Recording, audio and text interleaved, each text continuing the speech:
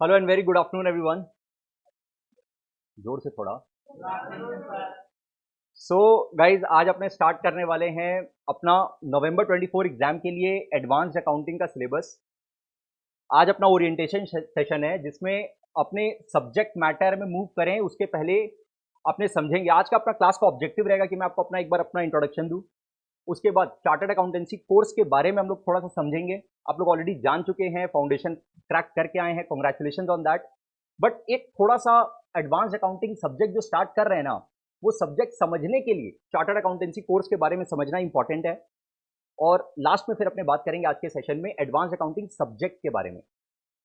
Right, तो आज के क्लास का मेरा ऑब्जेक्टिव ये रहेगा कि by the end of today's class आप लोग को ये समझ में आए कि जो आप लोग ऑलरेडी अकाउंटिंग पढ़ के आए हो और अब जो आप लोग पढ़ने वाले हो एडवांस अकाउंटिंग, क्या वो सेम है या उसमें बहुत ज्यादा डिफरेंस है? क्या उसको मान सकते हैं कि आप लोग जो पढ़ के आए वो भी एक सब्जेक्ट था और it is equal to the subject that we are going to do now? तो ये आप लोग को डिफरेंस एकदम क्लियरली समझ में आना चाहिए, जो आज के क्लास के एंड में हम आप लोग से खुद पूछेंगे। ठीक है, तो सबसे पहले मैं विष्णु केडिया।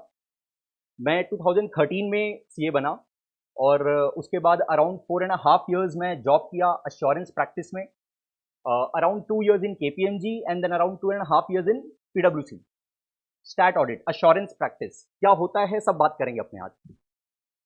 उसके बाद अराउंड 2017 के मिड में I started my practice, along with that I started coaching also. ठीक है, 2017 का mid, if you are aware, उस टाइम पे जीएसटी आया था। 1 जुलाई 2017 was the first date when GST became applicable। तो मेरा प्रैक्टिस चल रहा था, उसके साथ में कोचिंग चल रहा था, अभी भी दोनों चल रहा है। बट 2021 से I am more focused and completely focused on coaching only. ठीक है, मेरा हमेशा से मन था पढ़ाने का ही है, अकाउंट्स ही पढ़ाना है। बट सीए बनते ही एक जो ग्लैमरस लाइफ दिख रहा था, केपीएमजी में तुरंत अपॉर्चुनिटी मिला और फिर एक अच्छा अपॉर्चुनिटी था स्टार्ट ऑडिट में। उस समय बहुत जल्दी से बिग फोर में जॉब नहीं मिलता था, तो वो ग्लैमरस लाइफ के चक्कर में हम भी वहाँ पे फंस गए। 4 साल तक थे, फंस गए बोलना गलत होगा, बिकॉज वहाँ से बहुत कुछ सीखे। ऑब्वियसली बिग फोर का एक्सपीरियंस जो था, स्टार्ट ऑडिट का एक्सपीरियंस था, उसमें पूरा अकाउंटिंग स्टैंडर्ड्स और इंडेस का ही एप्लीकेशन था। तो ऑब्वियसली सीखे बहुत कुछ, जो कि मेरे को हेल्प किया मेरे प्रैक्टिस में भी। और उसके बाद क्योंकि नया नया जीएसटी आया था, बहुत सारे ऐसे लोग जिन लोगों को आज तक अकाउंटिंग करने का जरूरत नहीं पड़ा था, उन लोगों को भी अकाउंटिंग करने का जरूरत पड़ने लग गया बिकॉज ऑफ जीएसटी। जैसे गारमेंट सेक्शन, किसी कोई गारमेंट बिजनेस में, अगर कोई भी फैमिली बिजनेस जिसका गारमेंट में हो, तो वो लोग रिलेट कर पाएंगे कि आ, मतलब वो लोग का कभी जीएसटी होता ही नहीं था। मतलब जीएसटी का कोई सेल टैक्स ही नहीं था उन लोग के ऊपर, कोई टैक्स एप्लीकेबल नहीं था, इनडायरेक्ट टैक्स एप्लीकेबल नहीं था। और अब उन लोगों के ऊपर भी जीएसटी एप्लीकेबल हो गया। बाकी और बहुत सारे सेक्शंस थे जिनके ऊपर आज तक कोई इनडायरेक्ट टैक्स एप्लीकेबल नहीं था, उनके ऊपर एप्लीकेबल होने लग गया और उनको अकाउंटिंग करने का जरूरत पड़ा। तो अब वहां पर मेरा प्रैक्टिस भी एक अच्छा स्केल पकड़ लिया। एक तो अच्छा खासा जॉब छोड़े, ये सोच के कि पूरा फोकस कोचिंग में करेंगे, और एक बार क्योंकि जॉब छोड़ते के साथ ही कुछ तो इनकम चाहिए, तो अपने आप को सपोर्ट करने के लिए प्रैक्टिस के साथ स्टार्ट किए। अब प्रैक्टिस भी अच्छा चल पड़ा, तो उस चक्कर में फिर जो था मेजर इनकम मेरे को वहां से दिखने लगा और कोचिंग में फोकस उतना जोर से नहीं हो पाया। तो अभी 2021 से आई एम कंप्लीटली फिर अपने आप को एकदम बोले कि नहीं, अब मेरे को जो करना है वही करना है। इनकम एक बार साइड देखो, पहले अपना जो मेन काम सोचे हुए हैं उस पर फोकस करो। तो उसके बाद से अब हम एकदम फुल्ली कोचिंग में इन्वॉल्व है। ठीक है, तो जब जब हम क्लास 11 12 में था, तब भी मेरे फैमिली बिजनेस का जो अकाउंटिंग का रिक्वायरमेंट था ना, तो वो भी करता था, तो उससे भी एक इंटरेस्ट डेवलप था। और एकदम बहुत पहले ही ये समझ लिए थे, सोच लिए थे कि अकाउंट्स पढ़ाना है। ठीक है, तो अब मेरा जो एक्सपीरियंस रह चुका है in big four, assurance practice, articleship के टाइम पर जो इंटरनल ऑडिट का एक्सपीरियंस और बाकी स्टार्ट ऑडिट का एक्सपीरियंस था, उसके बाद जो मेरा प्रैक्टिस का एक्सपीरियंस, और अब जो पढ़ा रहे हैं लास्ट 4 years से एकदम फुल फ्लेजेड सिर्फ पढ़ा रहे हैं, वो वाला एक्सपीरियंस, पूरा ये जो लास्ट 10 years का एक्सपीरियंस है, इसको लेकर के पूरा अपने कोशिश करेंगे कि आप लोग के लिए सीए इंटर एडवांस अकाउंटिंग का सब्जेक्ट बहुत ही इजी और बहुत ही मजेदार बना दें। आप लोग का सब्जेक्ट ऑब्वियसली बहुत बड़ा है, बहुत ह्यूज है, बट तुम लोग को मजा आएगा क्योंकि तुम लोग को बहुत सारा प्रैक्टिकल एग्जाम्पल्स मिलेगा। अपना जो जो एक्सपीरियंसेस हम पूरा शेयर करते हुए आप लोग को छोटा छोटा कॉन्सेप्ट जब बताएंगे, तो यू विल फील गुड और आप लोग को एक एक बात अच्छे से समझ में आएगा। बट सिलेबस इतना बड़ा है कि ऑब्वियसली आप लोग को कंसिस्टेंटली रिविजन करते रहना पड़ेगा। ठीक है, थोड़ा सा अपने बात करते हैं सीए कोर्स के बारे में।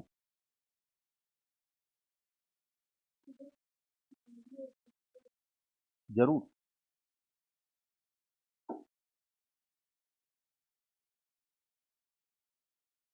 जो लोग ऑनलाइन अटेंड कर रहे हैं गाइस, सबको कंफर्म करना, am I audible, screen clearly visible?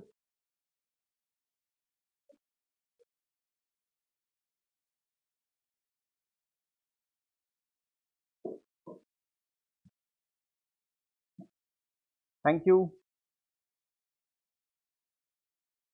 तो आप लोग फाउंडेशन ऑलरेडी करके आए हो। आप लोग का क्या आइडिया, आप लोग ऑलरेडी एक लेवल कर चुके हो इस कोर्स का, ऑलरेडी एक लेवल क्रॉस कर चुके हो, तो आप लोग का क्या आइडिया है, what is everything about this course? क्या मेन बात क्या है इस कोर्स के बारे में? कोई भी, एनीवन कैन ट्राई, बोलो।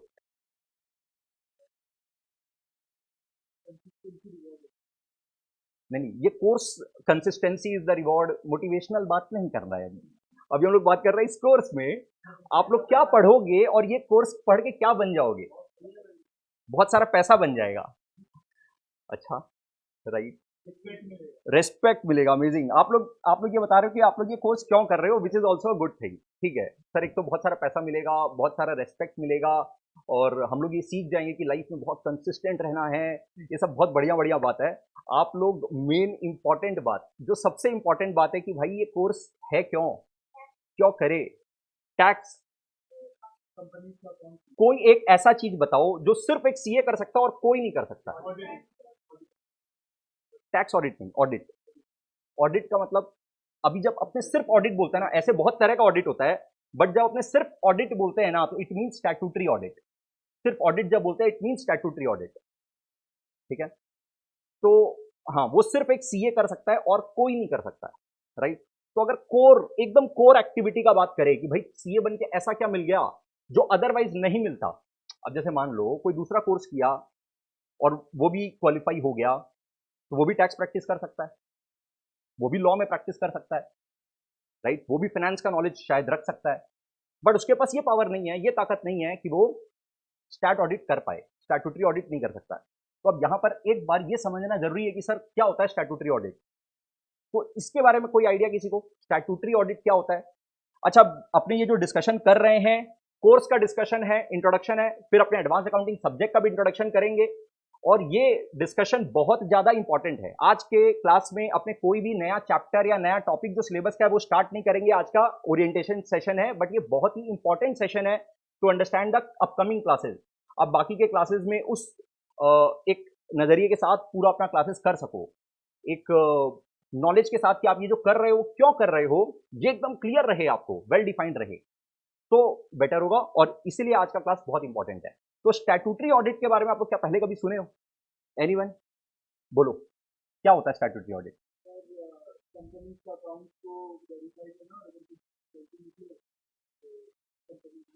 हाँ, तो मेरे पास ये आंसर आया बहुत हद तक, आपके लेवल पे बहुत हद तक करेक्ट आंसर है कि स्टैट्यूटरी ऑडिट का मतलब सर कंपनी के अकाउंट्स को हम लोग वेरीफाई करेंगे और कुछ गलती है तो बता देंगे और उसको ठीक करवा देंगे, दिस इज स्टैट्यूटरी ऑडिट। ठीक है, और आप लोग का भी, बाकी लोग का भी जो आंसर आएगा, अगर आएगा तो वो इसी दिशा में आएगा। तो सुनो स्टैट्यूटरी ऑडिट का इंपॉर्टेंस थोड़ा सा, ये answer to some extent correct है, बट इसका इंपॉर्टेंस क्या है ये समझो। अपने इंडिया में कैपिटल मार्केट बहुत बड़ा है। कैपिटल मार्केट व्हेन आई से, आप लोग सेंसेक्स, निफ्टी जानते हो, इन्वेस्टर लोग जहां पे पैसा लगाते हैं कैपिटल मार्केट में। अभी अपना ये इकोनॉमी $3 ट्रिलियन हो रहा है, and we are talking, Modi ji के राज में वी आर टॉकिंग कि हम लोग अभी 2027 तक $5 ट्रिलियन इकोनॉमी बनना है, 2047 तक हम लोग क्या क्या हो जाएंगे, third largest economy in the world का बात कर रहे हैं हम लोग, आफ्टर चाइना एंड यूएस। ठीक है, ये सब है ना, थोड़ा सा ये इस एंगल में सोचना पड़ेगा। ठीक है, तो अब हम लोग जब इतना बड़ा बड़ा बात कर रहे हैं, इतना बड़ा कैपिटल मार्केट है, तो इतना बड़ा कैपिटल मार्केट कैसे है, क्यों है? क्योंकि लोग पैसा इन्वेस्ट कर रहे हैं, मार्केट में पैसा इन्वेस्ट कर रहे हैं। जैसे अगर आप लोग सीए बनोगे, सीए बन के आपके पास बहुत सारा पैसा होगा, राइट, क्या करोगे उस पैसा का? अरे सीए बन के होगा ना बहुत सारा पैसा, तो सीए बन के उस पैसा का क्या करेगा? मस्ती करेंगे। मस्ती एक लिमिट तक कर पाएगा, उसके बाद और बहुत सारा पैसा रहेगा तो क्या करेगा? और मस्ती करेगा और कमाएगा और कमाएगा तो और बहुत सारा पैसा जब हो जाएगा तो उसके उस पैसा का क्या करेगा? अल्टीमेटली पता है इतना मस्ती नहीं कर पाएगा, तो वो कहीं ना कहीं इन्वेस्ट करना पड़ेगा। तो तुम्हारे लिए बेस्ट इन्वेस्टमेंट ऑप्शन तुमको दिखेगा इक्विटी मार्केट, कैपिटल मार्केट। ठीक है, तो फिर तुम इवेलुएट करेगा।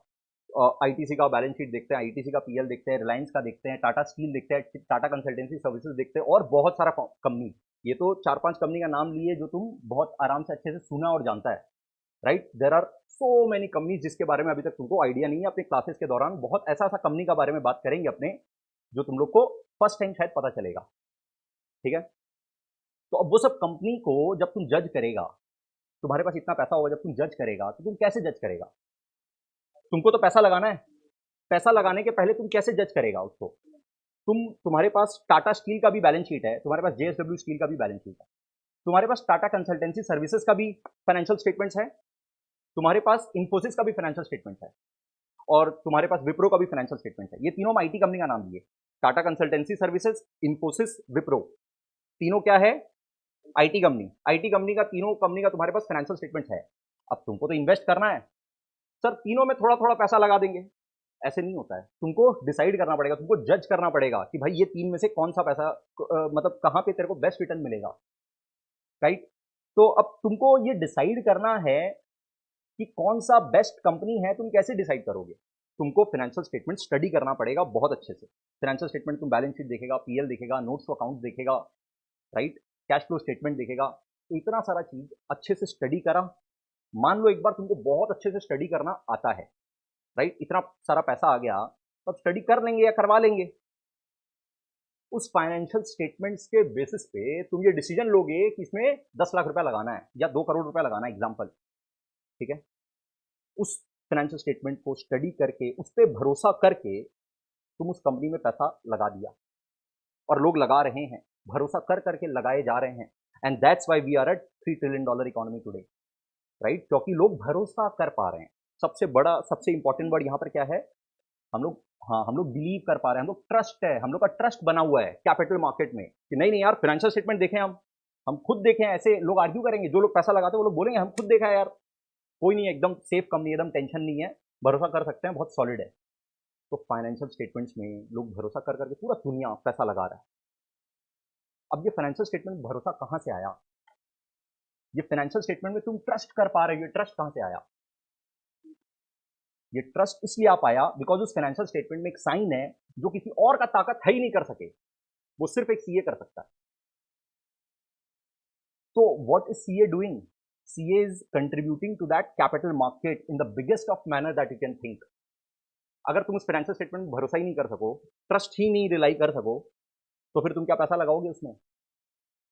तुम फाइनेंशियल स्टेटमेंट पे भरोसा कर रहे हो, तुम उसके बेसिस पे डिसीजन ले रहे हो, और उसके बाद हर कोई जिसके पास बहुत सारा पैसा है वो लोग पैसा लगा पा रहा है। तो वो फाइनेंशियल स्टेटमेंट्स में जो साइन है स्टैट्यूटरी ऑडिटर का, वो ऑडिट करके दे रहा है कि हाँ, ये फाइनेंशियल स्टेटमेंट्स बताता है कि इस कंपनी का फाइनेंशियल पोजीशन कैसा है, वो सही बता रहा है। इस कंपनी का फाइनेंशियल परफॉर्मेंस कैसा है, इस कंपनी का कैश फ्लो पोजीशन कैसा है, इसमें क्या कुछ और बात है क्या ध्यान रखने लायक, वो सारा बात आपको वो फाइनेंशियल स्टेटमेंट बता देता है। और उस फाइनेंशियल स्टेटमेंट में आपको साइन करके दे रहा है एक ऑडिटर कि भाई इस पर ट्रस्ट कर ले, टेंशन मत ले, हम साइन कर दिए ले।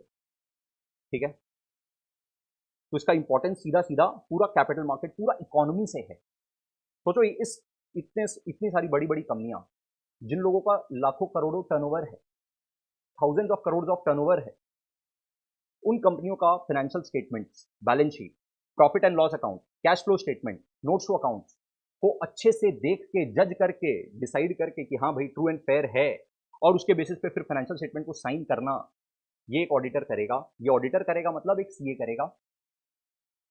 वो सीए कैसे कर पाएगा? ये वाला काम सीए कैसे कर पाएगा? फाइनेंशियल स्टेटमेंट साइन कैसे, कब कर पाएगा? क्या वो देखेगा 2-4-5 घंटा बैठा और देखा, उसको अच्छा लगा और कर देगा साइन? किसी एक बड़ा, अभी अपने बात जब कर रहे हैं सीए का, और जब अपने बात कर रहे हैं इकोनॉमी का, तो अपने ऑब्वियसली बात कर रहे हैं बड़ी बड़ी कंपनियों का, अपने बात कर रहे हैं रिलायंस का, आईटीसी का। ठीक है, तो वो साइन करने के लिए, उसको भी तो ये कंफर्ट होना चाहिए, कॉन्फिडेंस होना चाहिए, हाँ हाँ देख लिए, एकदम ठीक है, एकदम सही है, लो साइन करके ऑडिट रिपोर्ट इशू कर सकते हैं कि these financial statements are true and fair. ये बहुत इंपॉर्टेंट वर्ड है, true and fair. Financial statements are true and fair. तो वो ये डिसीजन कैसे लेगा कि फाइनेंशियल स्टेटमेंट्स ट्रू है और फेयर है? वो फाइनेंशियल स्टेटमेंट को चेक करेगा, वेरीफाई करेगा, देखेगा, समझेगा। उसमें कुछ चेंजेस कराने का जरूरत पड़ेगा तो क्लाइंट को ओपाइन करेगा कि भाई देख यहाँ पर ये सही नहीं लग रहा, मेरे को सही नहीं लग रहा, क्या ये सही नहीं है? इनफैक्ट सो मच सो, जितनी बड़ी बड़ी कंपनियां हैं उधर फाइनेंशियल स्टेटमेंट्स बनाने वाला भी जो अकाउंट्स टीम है उसमें भी सीए बैठा है, उसमें भी सीए बैठा है। हर बिजनेसमैन को एक सीए का जरूरत है, क्योंकि उसको भी बहुत सारा कंप्लायंस रिक्वायरमेंट है। वो सारा कंप्लायंस रिक्वायरमेंट को फुलफिल करने के लिए उसको एक प्रोफेशनल का जरूरत है, and who better than a chartered accountant. तो बीइंग अ सीए, अगर आप ऑडिट रिपोर्ट इशू करते हो तो ऑडिट रिपोर्ट इशू करने के पहले आपको तो ये बात बहुत अच्छे से पता होना चाहिए ना कि फाइनेंशियल स्टेटमेंट्स कैसे बनता है। क्या आप फाइनेंशियल स्टेटमेंट्स को चेक कर सकते हो बिना खुद को आए हुए? नहीं चेक कर सकते हो ना। फाइनेंशियल स्टेटमेंट्स आपको खुद को तो पहले बहुत तगड़ा तरीके से, बहुत सॉलिड तरीके से बनाना आना चाहिए। अब आप लोग जो अभी तक अकाउंटिंग पढ़ के आए हो, चाहे क्लास 11-12 में, चाहे सीए फाउंडेशन लेवल पे, वो एक सेपरेट जर्नी था। आपका रियल जर्नी यहां से स्टार्ट होता है। रियल जर्नी सीए का, सीए इंटरमीडिएट से स्टार्ट होता है। अभी तक जो था वो एबीसीडी था। मतलब अगर तुमको लेटर्स नहीं आता है, लेटर्स पढ़ना, एबीसीडी नहीं आता है, तो तुम क्या कोई सेंटेंस बना लेगा क्या? अगर फाउंडेशन तक का जो डेबिट क्रेडिट का नॉलेज है, तुम जो फाइनल अकाउंट, जर्नल एंट्री पास करना, लेजर बनाना, ट्रायल बैलेंस बनाना सीख के जो आया है, उसके बेसिस पे ही तुम आगे का बात समझेगा, सीखेगा। तो ऑब्वियसली वो पुराना नॉलेज एज इट इज काम करेगा, बट अभी ये एकदम ही डिफरेंट सब्जेक्ट ऑल टुगेदर तुम लोग के लिए होने वाला है। ठीक है, तो अब तुमको फाइनेंशियल स्टेटमेंट्स, अभी अपने बात कर रहे थे क्या पे, यहाँ पे चार्टर्ड अकाउंटेंसी कोर्स के बारे में। चार्टर्ड अकाउंटेंसी कोर्स का सबसे इंपॉर्टेंट काम क्या हुआ? Stat audit. स्टैट ऑडिट का मतलब तुमको फाइनेंशियल स्टेटमेंट बहुत तगड़ा तरीके से बनाना आना चाहिए। अब फाइनेंशियल स्टेटमेंट बहुत तगड़ा तरीके से तुमको बनाना तब आएगा जब तुमको वो बनाने का तरीका सारा मालूम हो कि कैसे होता है, एक एक पर्टिकुलर चीज का अकाउंटिंग ट्रीटमेंट कैसे होता है। ठीक है, अभी तुम लोग बोलेगा कि सर हम लोग को आता है, आप बोलिए सेल्स का एंट्री, बोलिए, पूछिए ना। हम लोग को मालूम है cash to sales, debtor to sales, purchase to creditor, cash जमा करा दिया बैंक में, बैंक टू कैश। सर आप क्या सोच के रखे हैं, खाली यही सब आता है? हम लोग को फाइनल अकाउंट भी बनाना आता है। आई अंडरस्टैंड, आप लोग को फाइनल अकाउंट भी बनाना आता है। अभी अभी हम बात कर रहे हैं सीए कोर्स के बारे में। इसके बाद हम बात करेंगे एडवांस अकाउंटिंग के बारे में। जब हम एडवांस अकाउंटिंग के बारे में बात करेंगे तो हम आप लोग के सामने 5-7 क्वेश्चन आज के क्लास में रखेंगे। ठीक है, नॉट टू डिमीन यू कि आप लोग को कुछ नहीं आता, ये बोलने के लिए नहीं, जस्ट ये बोलने के लिए कि देखो ये सब बात अभी सीखने वाले हम लोग। ठीक है, तो उसके बारे में हम लोग थोड़ा सा बाद में बात करते हैं। अभी थोड़ा और बात करते हैं सीए कोर्स के बारे में। ठीक है, अब ये फाइनेंशियल स्टेटमेंट जो बनता है ना, ये बनता है बहुत सारे स्टैंडर्ड्स को फॉलो करते हुए, अकाउंटिंग स्टैंडर्ड्स को फॉलो करते हुए। बड़ी बड़ी कंपनियां आईएफआरएस फॉलो करती है। आईएफआरएस मतलब इंटरनेशनल फाइनेंशियल रिपोर्टिंग स्टैंडर्ड। अब वो इंटरनेशनल फाइनेंशियल रिपोर्टिंग स्टैंडर्ड आज के दिन अराउंड 150 कंट्रियां फॉलो कर रही है। क्यों 150 कंट्रियां आईएफआरएस फॉलो कर रही है? सर आईएफआरएस में ऐसा क्या हो गया, सबको कुछ और नहीं मिला क्या? सारा बात करेंगे क्यों आईएफआरएस ही फॉलो कर रहे हैं। आईएफआरएस का कन्वर्ज फॉर्म है इंडिया में, जिसको हम लोग बोलते हैं Ind AS, Indian accounting standard का शॉर्ट फॉर्म इंड एएस। तो आपको सारा का सारा अकाउंटिंग स्टैंडर्ड्स मालूम होगा। By the time you become CA आपको सारा अकाउंटिंग स्टैंडर्ड्स मालूम होगा, आपको सारा इंड एएस मालूम होगा।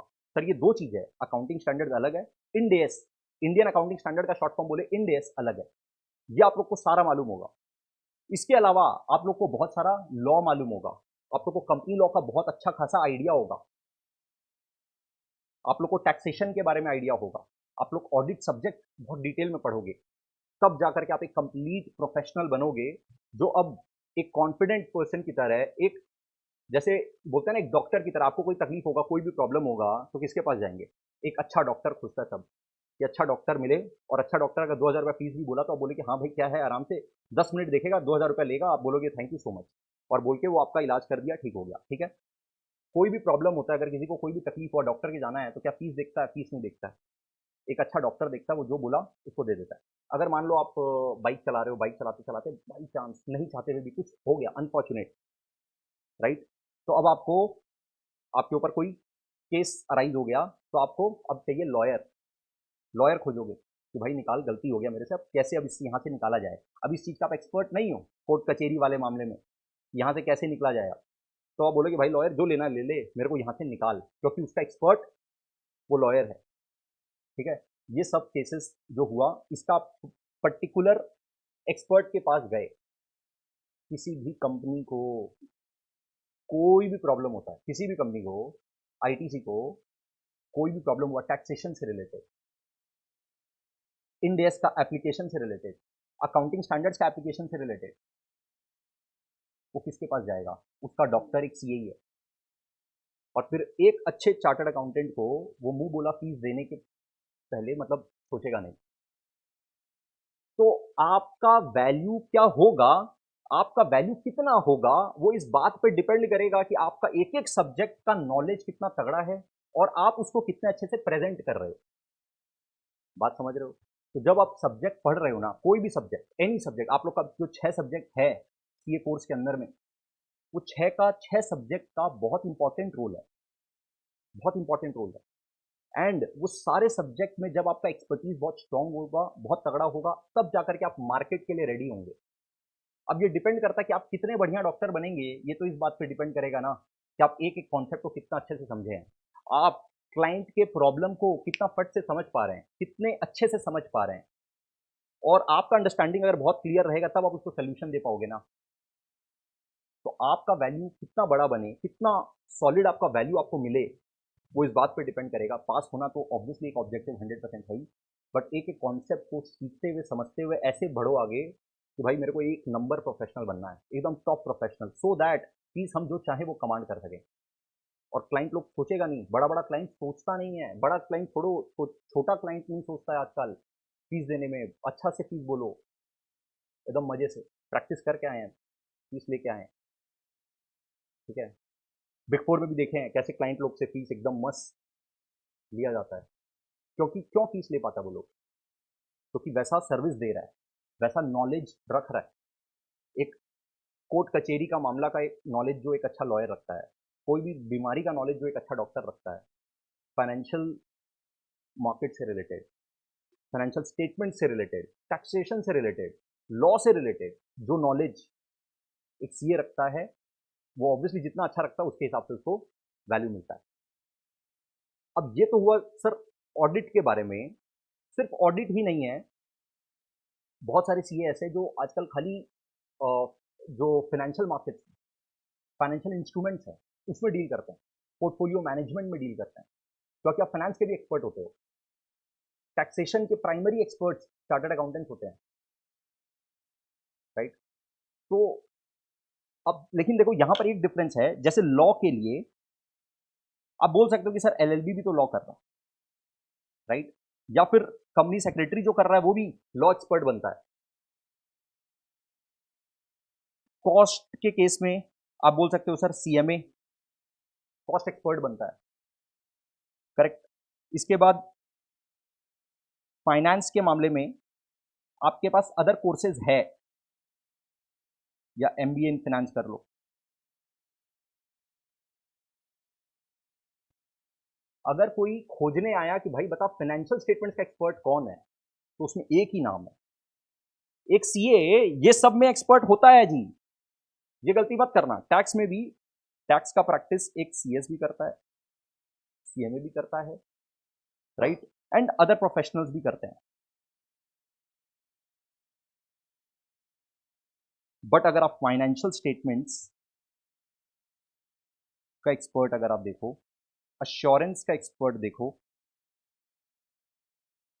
इसमें बस एक ही नाम है, वो है सीए। ऑब्वियसली सीएमए सीएस लोग भी इसका सर्विसेज प्रोवाइड करते हैं कुछ, लेकिन जो मेन स्टैट ऑडिट का बात कर रहे हैं अपने हम, अश्योरेंस प्रैक्टिस का जो बात कर रहा है, वो सिर्फ सीए करता है। एंड सीए ये सब का भी एक्सपर्ट रहता है, करेक्ट? तो बहुत बहुत ही इंपॉर्टेंट रोल है एक चार्टर्ड अकाउंटेंट का सोसाइटी में। बहुत लोग आपको बोलते होंगे अगल बगल इर्द गिर्द, जब आप ज्वाइन कर रहे थे या फिर जो ज्वाइन नहीं भी कर रहे हैं, उन लोगों को ये सब बोला जाता है कि अरे बहुत लोग कर लिए, अभी वो वैल्यू नहीं रहा। आप सोच भी नहीं सकते हो, बता भी नहीं सकते हैं कि कितना वैल्यू है एक अच्छे चार्टर्ड अकाउंटेंट का।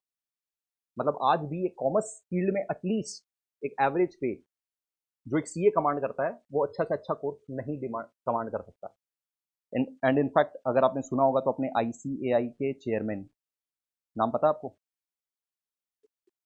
हाँ, अभी अभी जो लेटेस्ट नए बने हैं। हाँ, राइट। तो सीए रंजीत जी अग्रवाल, कैलकाटा के अपने, ठीक है। अभी उनका एकदम लेटेस्ट बहुत कुछ 2-4 दिन पहले ही एक स्पीच था, इसमें उन्होंने बोला है कि 2047 तक India will need 30 lakh chartered accountant. 30 lakh. अभी आपको क्या लगता है कितने चार्टर्ड अकाउंटेंट है राइट नाउ? 3.5 से थोड़ा सा ज्यादा, 4 से कम।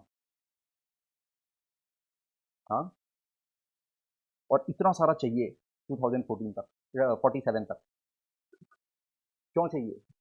क्योंकि ऑब्वियसली अरे बिजनेस ग्रो कर रहा है भाई लगातार, लोग बोल रहे हैं डिमांड रहेगा क्या, अब सीए का वो वैल्यू नहीं था, ऐसे लोग बोल देते हैं फट से बिना कोई अवेयरनेस के, अब सीए का वो बात नहीं। अरे भाई समझो एक बार, बिजनेस ग्रो कर रहा है, जैसे जैसे बिजनेस ग्रो कर रहा है, और मोदी सरकार तो भाई बोल रहा है कंप्लायंस सॉलिड करना पड़ेगा, हल्का फुल्का इधर उधर नहीं चलेगा, कंप्लायंस एकदम टॉप नॉच हो रहा है। तो कंप्लायंस को पूरा कौन करवाएगा? हाँ, ये टैक्स का कंप्लायंस सारा हो पाए, आप लॉ पूरा कंप्लाई कर पाओ, आपका कॉस्टिंग सही बैठ रहा है, आपका फाइनेंस एकदम इन ऑर्डर है, एंड प्लस आपको ऑडिट तो अल्टीमेटली करवाना ही पड़ेगा, फाइनेंशियल स्टेटमेंट्स तो एकदम प्रॉपर बनाना ही पड़ेगा। कौन करके देगा? यही करके देगा। तो वैल्यू बहुत ज़्यादा है, बहुत ही ज़्यादा ऑप्टिमिस्ट होकर के कि भाई you have so much abundance of opportunities only by becoming a very good quality CA. When I से वेरी गुड क्वालिटी सीए मतलब सिर्फ पढ़ के पास हो गया, ऑब्जेक्टिव ही मत रखो स्टार्टिंग से, लास्ट का 2 महीना में अल्टीमेटली वही रहेगा, करना पड़ेगा वो। बट स्टार्ट तो कम से कम वैसे बिल्कुल ही मत करो कि मेरे को बस एकदम सिलेबस बता फटाफट क्या है, सिलेबस करवा दो खाली, वो वाला अप्रोच ही मत रखना। सीखने का अप्रोच, जो दिमाग में जो मन में जिस भी सब्जेक्ट में क्वेश्चन आए ना, फटफट पूछो, एक ओवरऑल ऑब्जेक्टिव के साथ पूरा कोर्स करो, न्यूज़पेपर पढ़ो, कुछ इकोनॉमिक टाइम्स बिजनेस लाइन जैसा पेपर पढ़ो, और वो पढ़ के नहीं समझ में आ रहा है ना तो कौन से सब्जेक्ट मैटर से रिलेटेड है उसके बारे में रिसर्च करो और पूछो सीधा सीधा आगे क्वेश्चन, कल के पेपर में ये पढ़े थे, ये मेरे को समझ ही नहीं आया क्या हो रहा है। राइट, एकदम उस अप्रोच उस माइंडसेट के साथ कोर्स को करो। डाउट है कि ये कोर्स कितना बड़ा है और आपके लिए क्या अपॉर्चुनिटीज ओपन कर सकता है? ओके, तो सर सीए कोर्स के बारे में हम लोग को समझ में आया। अब अपने बात करते हैं अपना एडवांस्ड अकाउंटिंग सब्जेक्ट के बारे में।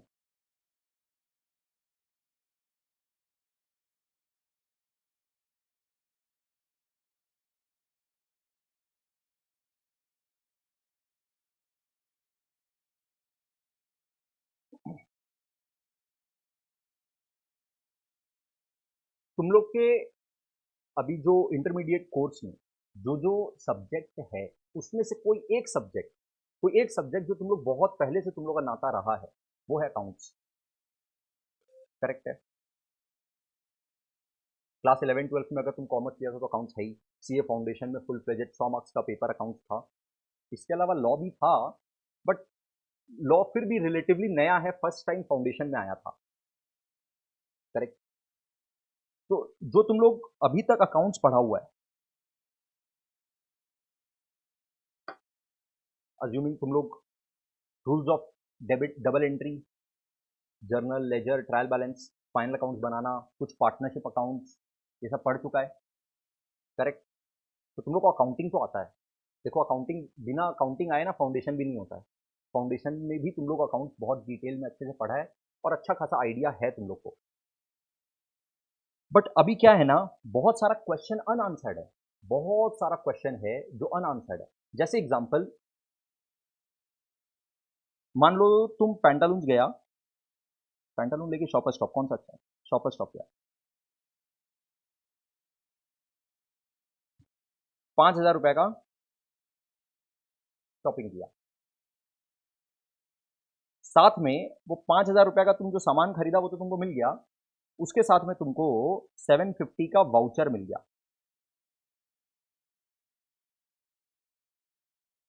काउंटर में वो बंदा आपको बोला कि नेक्स्ट परचेज आप जो करेंगे ना उसमें आपको 750 ऑफ मिल जाएगा, आप ये वाउचर यूज कर लीजिएगा। ठीक है, अब बताओ इसका अकाउंटिंग शॉपर स्टॉप क्या करेगा? शॉपर स्टॉप इसका अकाउंटिंग क्या करे? शॉपर स्टॉप आप जो अभी तक पढ़े थे वो था डेटर, डेटर अकाउंट बोल लो या कैश अकाउंट बोल लो टू सेल्स। क्या ये 5000 बोल देगा?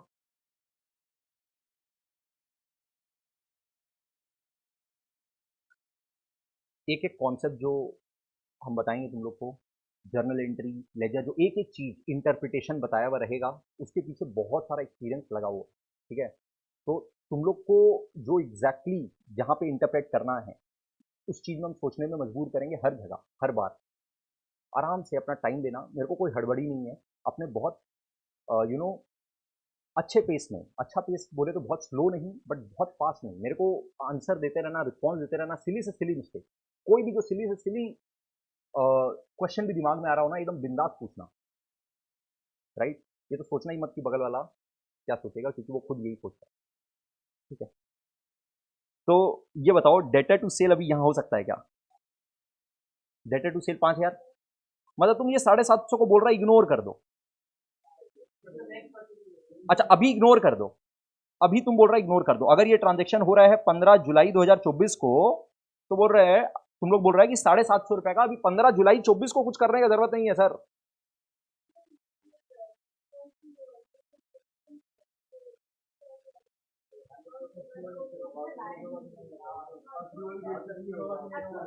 अब सर बहुत सारा क्वेश्चन आ रहा है, अलग अलग आंसर आ रहा है मेरे पास, सुनो हम बता रहे हैं, तुम लोग जो जो बोल रहे हैं अग्री करना, इससे अलग कुछ बोल रहा है तो बोलना।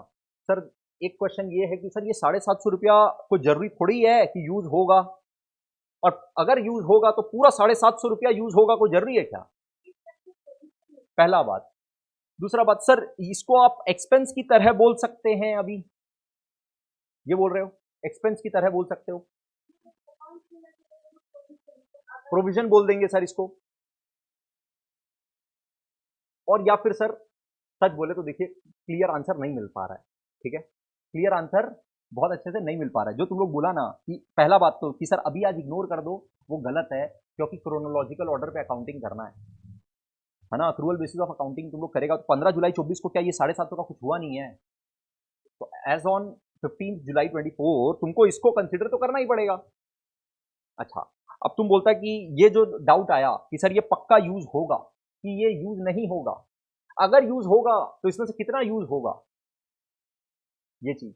और फिर एक बात आया कि सर इसका प्रोविजन बना देंगे, ये बात समझ में आया कि थोड़ा थॉटफुल बात है, लेकिन इसके बारे में भी क्लियर पिक्चर नहीं है, क्या करे, क्लियर आंसर नहीं है। पैंटालून कुछ और कर रहा है, शॉपर स्टॉप कुछ और कर रहा है, हो सकता है कोई वो लोग को बताने वाला चाहिए कि नहीं चाहिए कि सुन शॉपर स्टॉप, सुन पैंटालून, तुम लोग दोनों को यही करना होगा। दोनों का ट्रीटमेंट अगर अलग अलग रहा तो तुम अगर इन्वेस्टर हुआ और इन्वेस्ट करना रहा तुमको, तो तुम दोनों को कंपेयर कैसे करेगा? समझना, तुम्हारे पास दो ऑप्शन है, तुम्हारे पास पैसा है 10 लाख रुपया लगाना है, क्या तो तुम शॉपर स्टॉक में लगाएगा या पैंटालून में लगाएगा। ठीक है, तुम दोनों का फाइनेंशियल स्टेटमेंट देखा, दोनों का फाइनेंशियल स्टेटमेंट एकदम सिमिलर तरीके से बना हुआ होना चाहिए कि नहीं? अगर दोनों अलग अलग तरीके से बनाया है, जिसको जैसे जो सही लगता है वो वैसे बना दिया, तो तुम कंपेयर कर पाएगा, दोनों कंपेरेबल होगा। अगर ये 750 रुपया पैंटालून पूरा खर्चा बोल दिया, तो पैंटालून का तो प्रॉफिट कम दिख रहा होगा। शॉपर स्टॉप अगर इसको खर्चा नहीं बोला तो उसका तो प्रॉफिट ज्यादा दिख रहा होगा, और तुमको देखने में लगेगा अरे वाह शॉपर स्टॉप कितना बढ़िया है। समझ रहा है, ये तुम 750 जब लिख रहे हैं ना, तो तुम 750 रुपया मत सोच, 750 करोड़ की तरह सोच। ठीक है, मतलब वैसा ही रहेगा ना बड़ा बड़ा कंपनी का, तो बात समझ में आ रहा है? अभी हम इसका क्लियर आंसर नहीं दे रहे हैं, अभी हम सिर्फ इतना बोल रहे हैं कि ये सब इंटरप्रिटेशन, कॉम्प्लेक्सिटीज अराइज हुआ, इस कॉम्प्लेक्सिटी को अब आंसर कैसे करें, यह आंसर अपने को अकाउंटिंग स्टैंडर्ड्स देगा, अकाउंटिंग स्टैंडर्ड्स बताएगा, इन देश रादर बताएगा कि इसका क्या करना है। चलो दूसरा क्वेश्चन।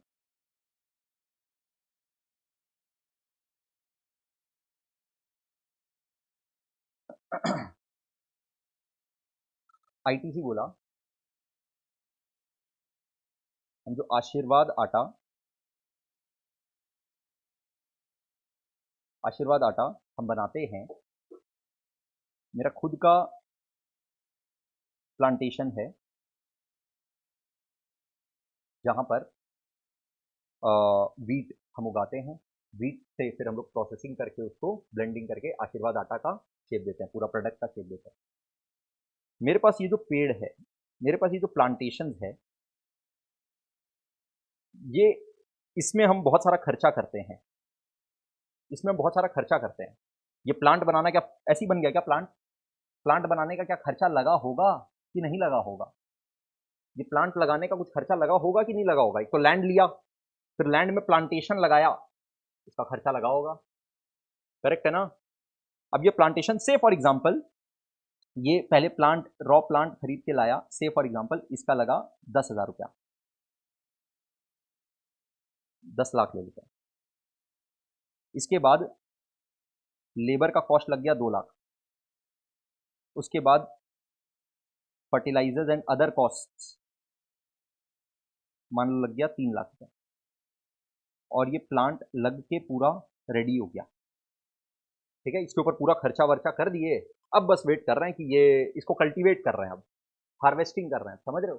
हार्वेस्टिंग का मतलब इसको बीच बीच में पानी देते रहना, इसका पूरा देखभाल करना, फिर इसमें से गेहूं निकलेगा, फिर इसका अपने वीट का जो पूरा प्रोसेसिंग करके आशीर्वाद आटा बनाएंगे। अब चार्टर्ड अकाउंटेंट से क्वेश्चन ये है कि ये जो हम प्लांट खरीदे, ये जो लेबर लगा, जो अदर कॉस्ट लगा, ये जो 15 लाख रुपया लग गया, बताओ ये 15 लाख रुपया खर्चा बोल दें कि इसको असेट बोले? आईटीसी का तर्क है, आईटीसी बोल रहा है कि देखो जैसे अपने मशीन लगाते हैं, मशीन से हम जैसे मैन्युफैक्चरिंग करके सिगरेट बनाते हैं, वैसे ये प्लांट से मेरे को वीट मिलता है। तो how is a plant and machinery which is giving me cigarette different from this plant which is giving me wheat? Are you understanding the question? Just the question. तो इसका आंसर देना पड़ेगा ना, कॉम्प्लेक्सिटी अराइज हुआ कि नहीं हुआ? क्या इसको असेट बोले, क्या इसको एक्सपेंस बोले, क्या 15 लाख रुपए का असेट बोले, फिर क्या इसको डेप्रिशिएट करें? मैंगो जूस बनाने वाला कंपनी है, मैंगो जूस या फिर ऑरेंज जूस बोल लो,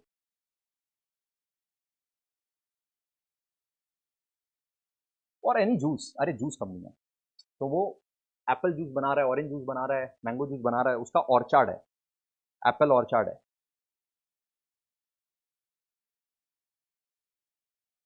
अब इस बड़े सारे एप्पल ऑर्चार्ड में एप्पल प्लांट है,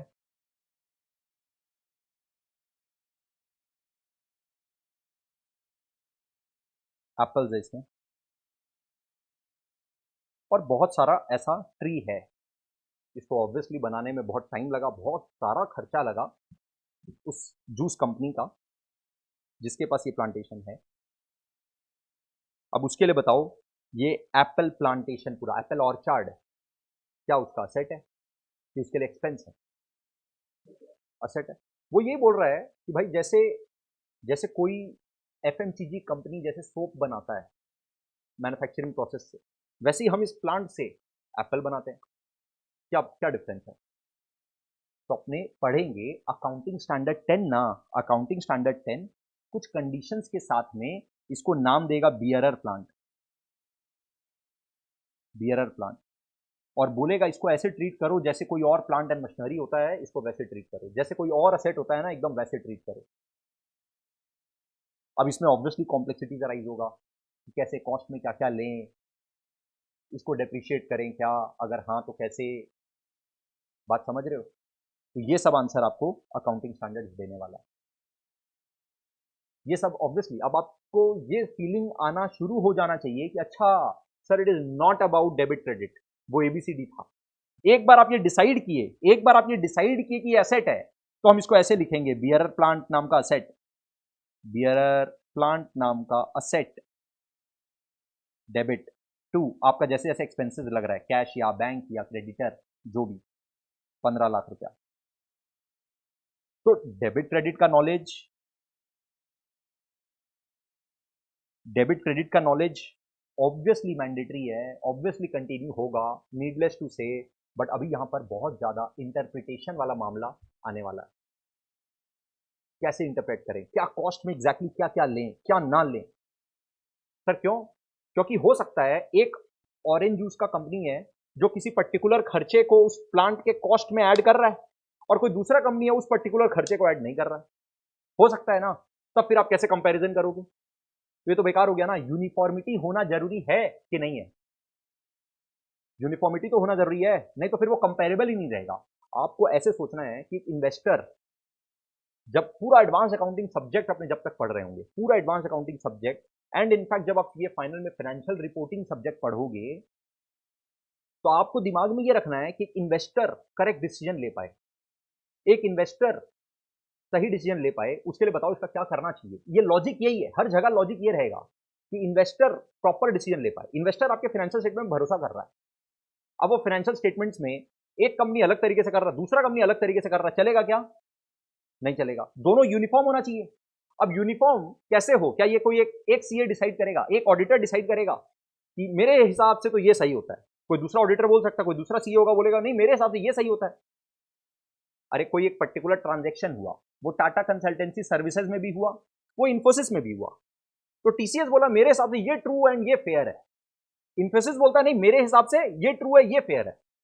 तो आपके हिसाब से चलेगा क्या? कि एक स्टैंडर्ड होना जरूरी है, एक एक पर्टिकुलर तरीका कोई बोलने वाला होना चाहिए कि भाई देख तेरे हिसाब से क्या होगा, रख अपने पास, ये तरीका हम बता दिए और यही तरीका है, ऐसे ही करना पड़ेगा, तेरा हिसाब नहीं चलेगा। बात समझ में आया? ये हिसाब, ये तरीका, ये प्रॉपर स्टैंडर्ड यही है जो तुमको अप्लाई करना पड़ेगा। ये बताने वाला कोई चाहिए, ये है अपना मदर बॉडी आईसीआई।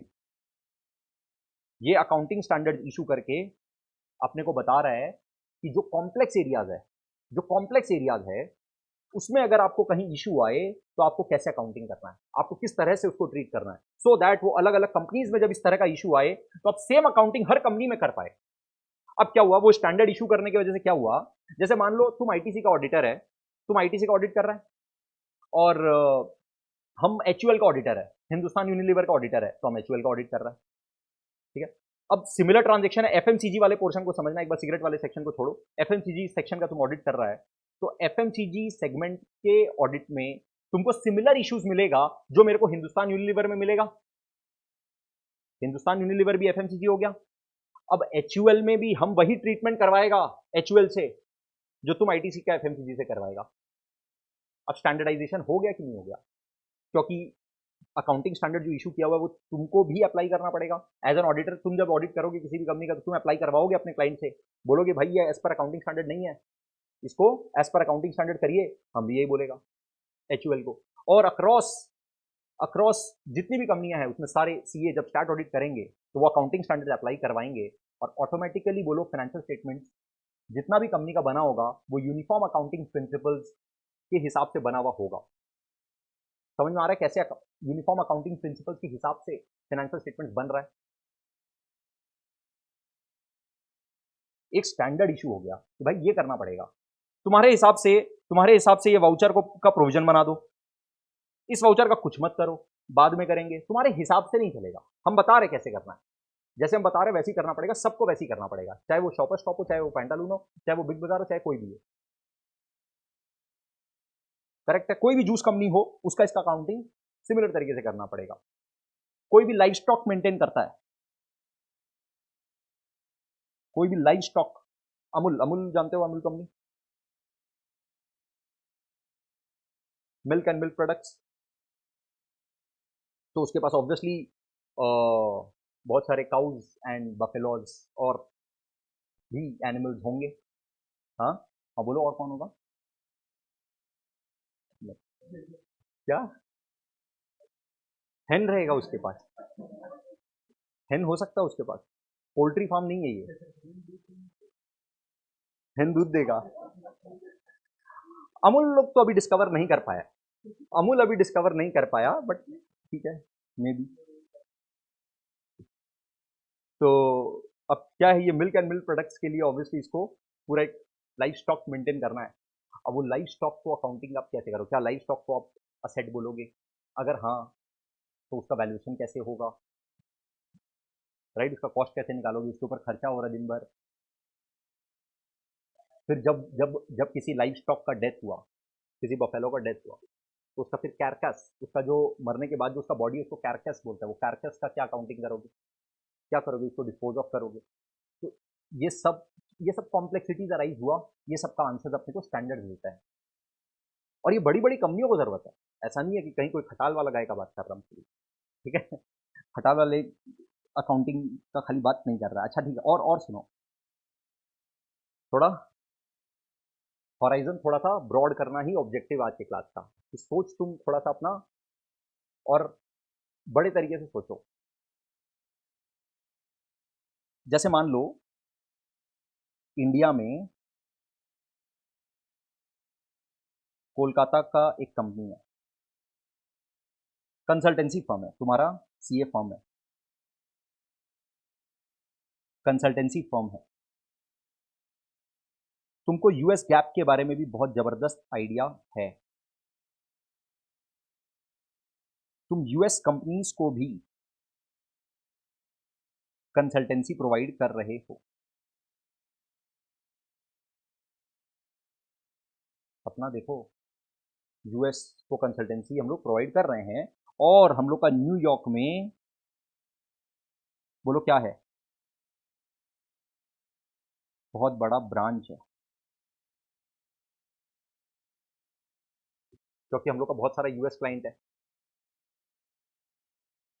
अब ये न्यूयॉर्क वाला जो तुम्हारा ब्रांच है, ये न्यूयॉर्क वाले क्लाइंट्स को और यूएस के और बहुत सारे क्लाइंट्स को सर्व कर रहा होगा, ये कमा रहा होगा, अच्छा खासा पैसा कमा रहा होगा। अच्छा, ये अपना फाइनेंशियल स्टेटमेंट्स बनाएगा कि नहीं बनाएगा? ये अपना फाइनेंशियल स्टेटमेंट बनाएगा, ये अपना बैलेंस शीट बनाएगा, ये अपना पीएल बनाएगा, ये अपना कैश फ्लो स्टेटमेंट बनाएगा, ये अपना नोट्स टू अकाउंट बनाएगा। सर ये सब अपनी डिटेल में बात करेंगे, ये सब क्या होता है तुम लोग जानते हो, बैलेंस शीट पीएल जानते हो, कैश फ्लो स्टेटमेंट के बारे में भी सुने हुए हो, नोट्स टू अकाउंट्स के बारे में शायद कम सुने हुए हो, जिसके बारे में बहुत डिटेल में बात होगा। अब बात ये है कि ये जो न्यूयॉर्क वाला ब्रांच जो है, ये अपना फाइनेंशियल स्टेटमेंट जो बनाएगा, ये कौन से करेंसी में बनाएगा? डॉलर में बनाएगा सर, क्योंकि उसको यूएस का भी रूल्स फॉलो करना पड़ेगा, यूएस का भी तो कंप्लायंस करना पड़ेगा। तुम यूएस में जाकर के बिजनेस कर रहे हो तो तुमको यूएस का भी रूल्स फॉलो करना पड़ेगा। यूएस का रूल्स फॉलो करे, तुम अपना फाइनेंशियल स्टेटमेंट बनाए, रादर ट्रायल बैलेंस बनाए, ट्रायल बैलेंस बनाए तुम डॉलर में, डेबिट और क्रेडिट डॉलर में, ठीक है, डेबिट आइटम्स क्रेडिट आइटम्स। अब लेकिन तुम्हारा हेड ऑफिस तो कोलकाता में है, मेन बिजनेस तो कोलकाता में है। अब कोलकाता वाला भी जो हेड ऑफिस है वो भी अपना ट्रायल बैलेंस बनाएगा, वो बोलो अपना ट्रायल बैलेंस कौन से करेंसी में बनाएगा? वो रुपये में बनाएगा। At the end of the year जब 31 मार्च 25 आएगा, और उस समय जब तुम अपना फाइनेंशियल स्टेटमेंट बनाओगे, तो फाइनेंशियल स्टेटमेंट्स में क्या खाली कोलकाता हेड ऑफिस को दिखाओगे, कि कोलकाता हेड ऑफिस और न्यूयॉर्क ब्रांच और बाकी अगर तुम्हारा कोई और भी ब्रांच है तो उसको लेकर के पूरा एक साथ करके बताओगे? अरे फाइनेंशियल परफॉर्मेंस जब जज करेंगे कि कंपनी ने कैसा परफॉर्मेंस किया, कंपनी का आज के दिन कैसा पोजीशन है, तो क्या खाली कोलकाता हेड ऑफिस को देखोगे, कि पूरा एंटिटी एज अ होल देखोगे? एंटिटी एज अ होल देखोगे। अब जब तुम एंटिटी एज अ होल देखोगे तो तुमको इसका मतलब जरूरत पड़ रहा है कि सर जो ट्रायल बैलेंस कोलकाता का बता रहा है सेल्स, और जो सेल्स बता रहा है न्यूयॉर्क का, ये दोनों को तुम जोड़ो, बोलो यस और नो। ये दोनों को एडअप करके बताना पड़ेगा, एक साथ करके बताना पड़ेगा। अब यहां पर रुपीज है से फॉर एग्जांपल 3 करोड़,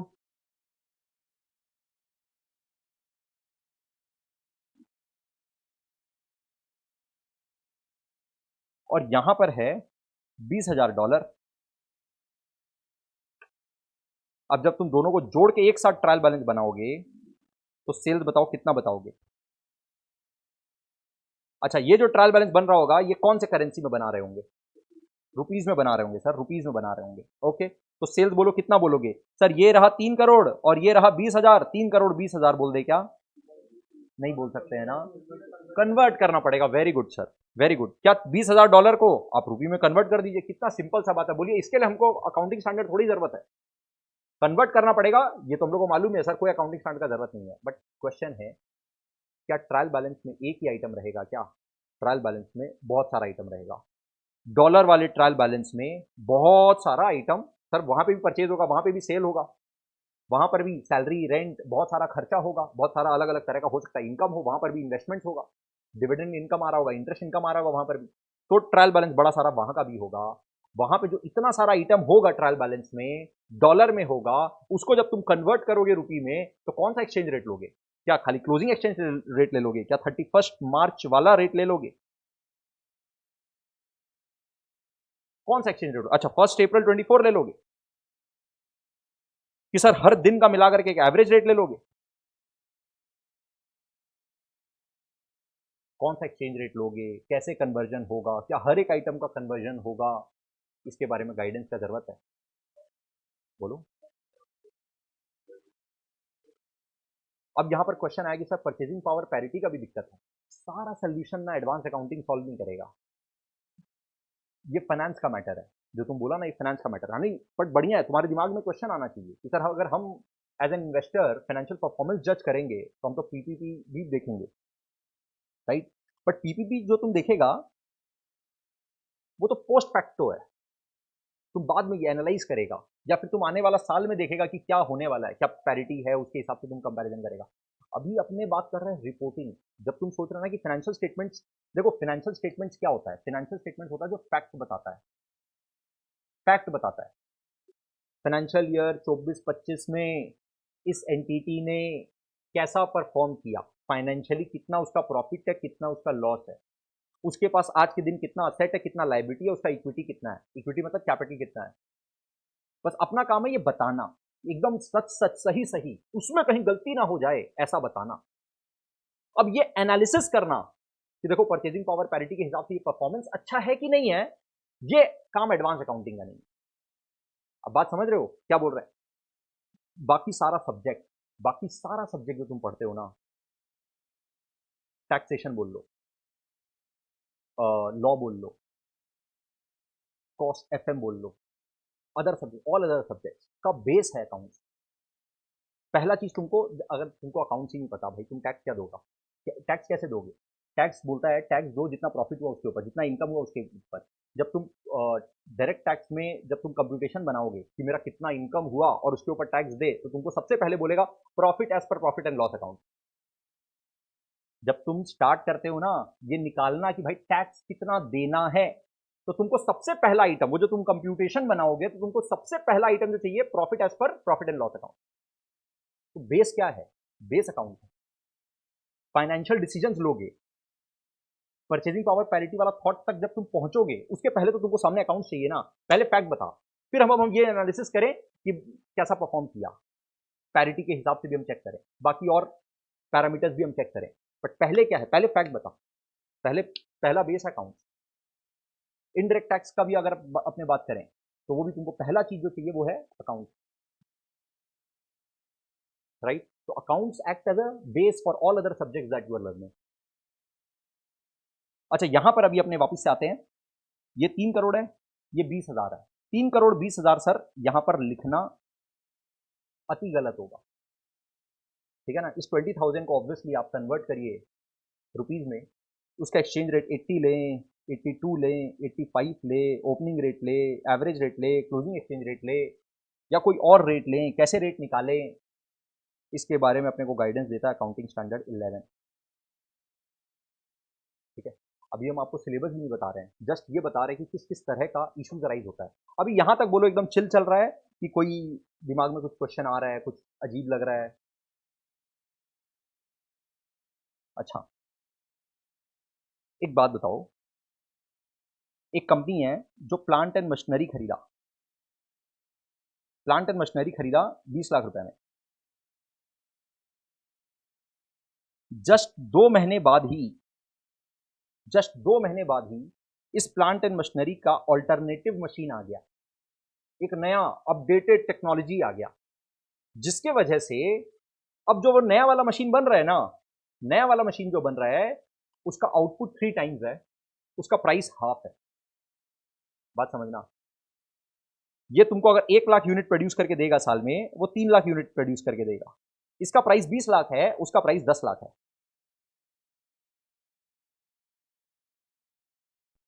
आज के दिन इस प्लांट एंड मशीनरी का मार्केट में वैल्यू 3 लाख रुपया रह गया है। हो सकता है क्या 2 महीने बाद ही? हो सकता है कि नहीं हो सकता? हो रहा है सर।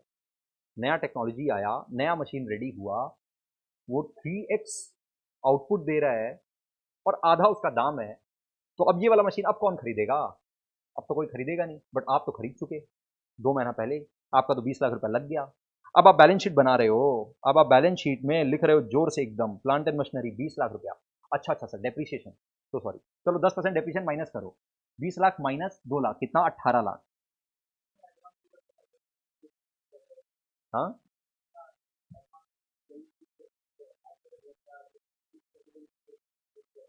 अच्छा सर, लेकिन अगर इतना ज़्यादा ज़्यादा एडवांसमेंट अगर आता होगा तो डेप्रिसिएशन भी तो बहुत तेज़ी से होना चाहिए। डेप्रिसिएशन रेट ठीक है बहुत तेज़ी से कर दे, कोई बात नहीं है। ऐसा अगर ऐसा असेट का नेचर है तो सर डेप्रिसिएशन भी ज़्यादा होना चाहिए। इसी टाइप का अगर मशीन है तो हाँ ठीक है, लो ना 50% कर दिए, पहला बात। दूसरा बात, डेप्रिसिएशन जो तुम पढ़ के रखा है वो बताते हैं थोड़ा सा। डेप्रिसिएशन ये नहीं होता है कि मार्केट में क्या वैल्यू है, ध्यान से समझो। ये जो अंडरस्टैंडिंग था, ये क्वेश्चन आया कि सर अगर कोई एक ऐसा असेट का नेचर है, असेट का नेचर ऐसा है कि मार्केट में उसमें नया नया टेक्नोलॉजी आता रहता है, तो पुराना वाला जो टेक्नोलॉजी था उसका वैल्यू बहुत जोर से गिरेगा, तो उसका डेप्रिसिएशन रेट भी ज्यादा होगा। करेक्ट? ये लॉजिक था तुम्हारे मन का। अकाउंटिंग स्टैंडर्ड ऐसा नहीं बोलता है, अकाउंटिंग स्टैंडर्ड बिल्कुल भी ऐसा नहीं बोलता है। क्योंकि ये क्वेरी आया ना, तो बढ़िया, मेरे को बताने में मजा आएगा कि अकाउंटिंग स्टैंडर्ड डेप्रिसिएशन के बारे में क्या ख्याल रखता है। ठीक है, तो यहां पे क्वेश्चन ये था कि सर डेप्रिसिएशन इस बात को ध्यान में रखते हुए होना चाहिए कि मार्केट में उस असेट का वैल्यू क्या हो जाएगा। आप यही बोल रहे हो?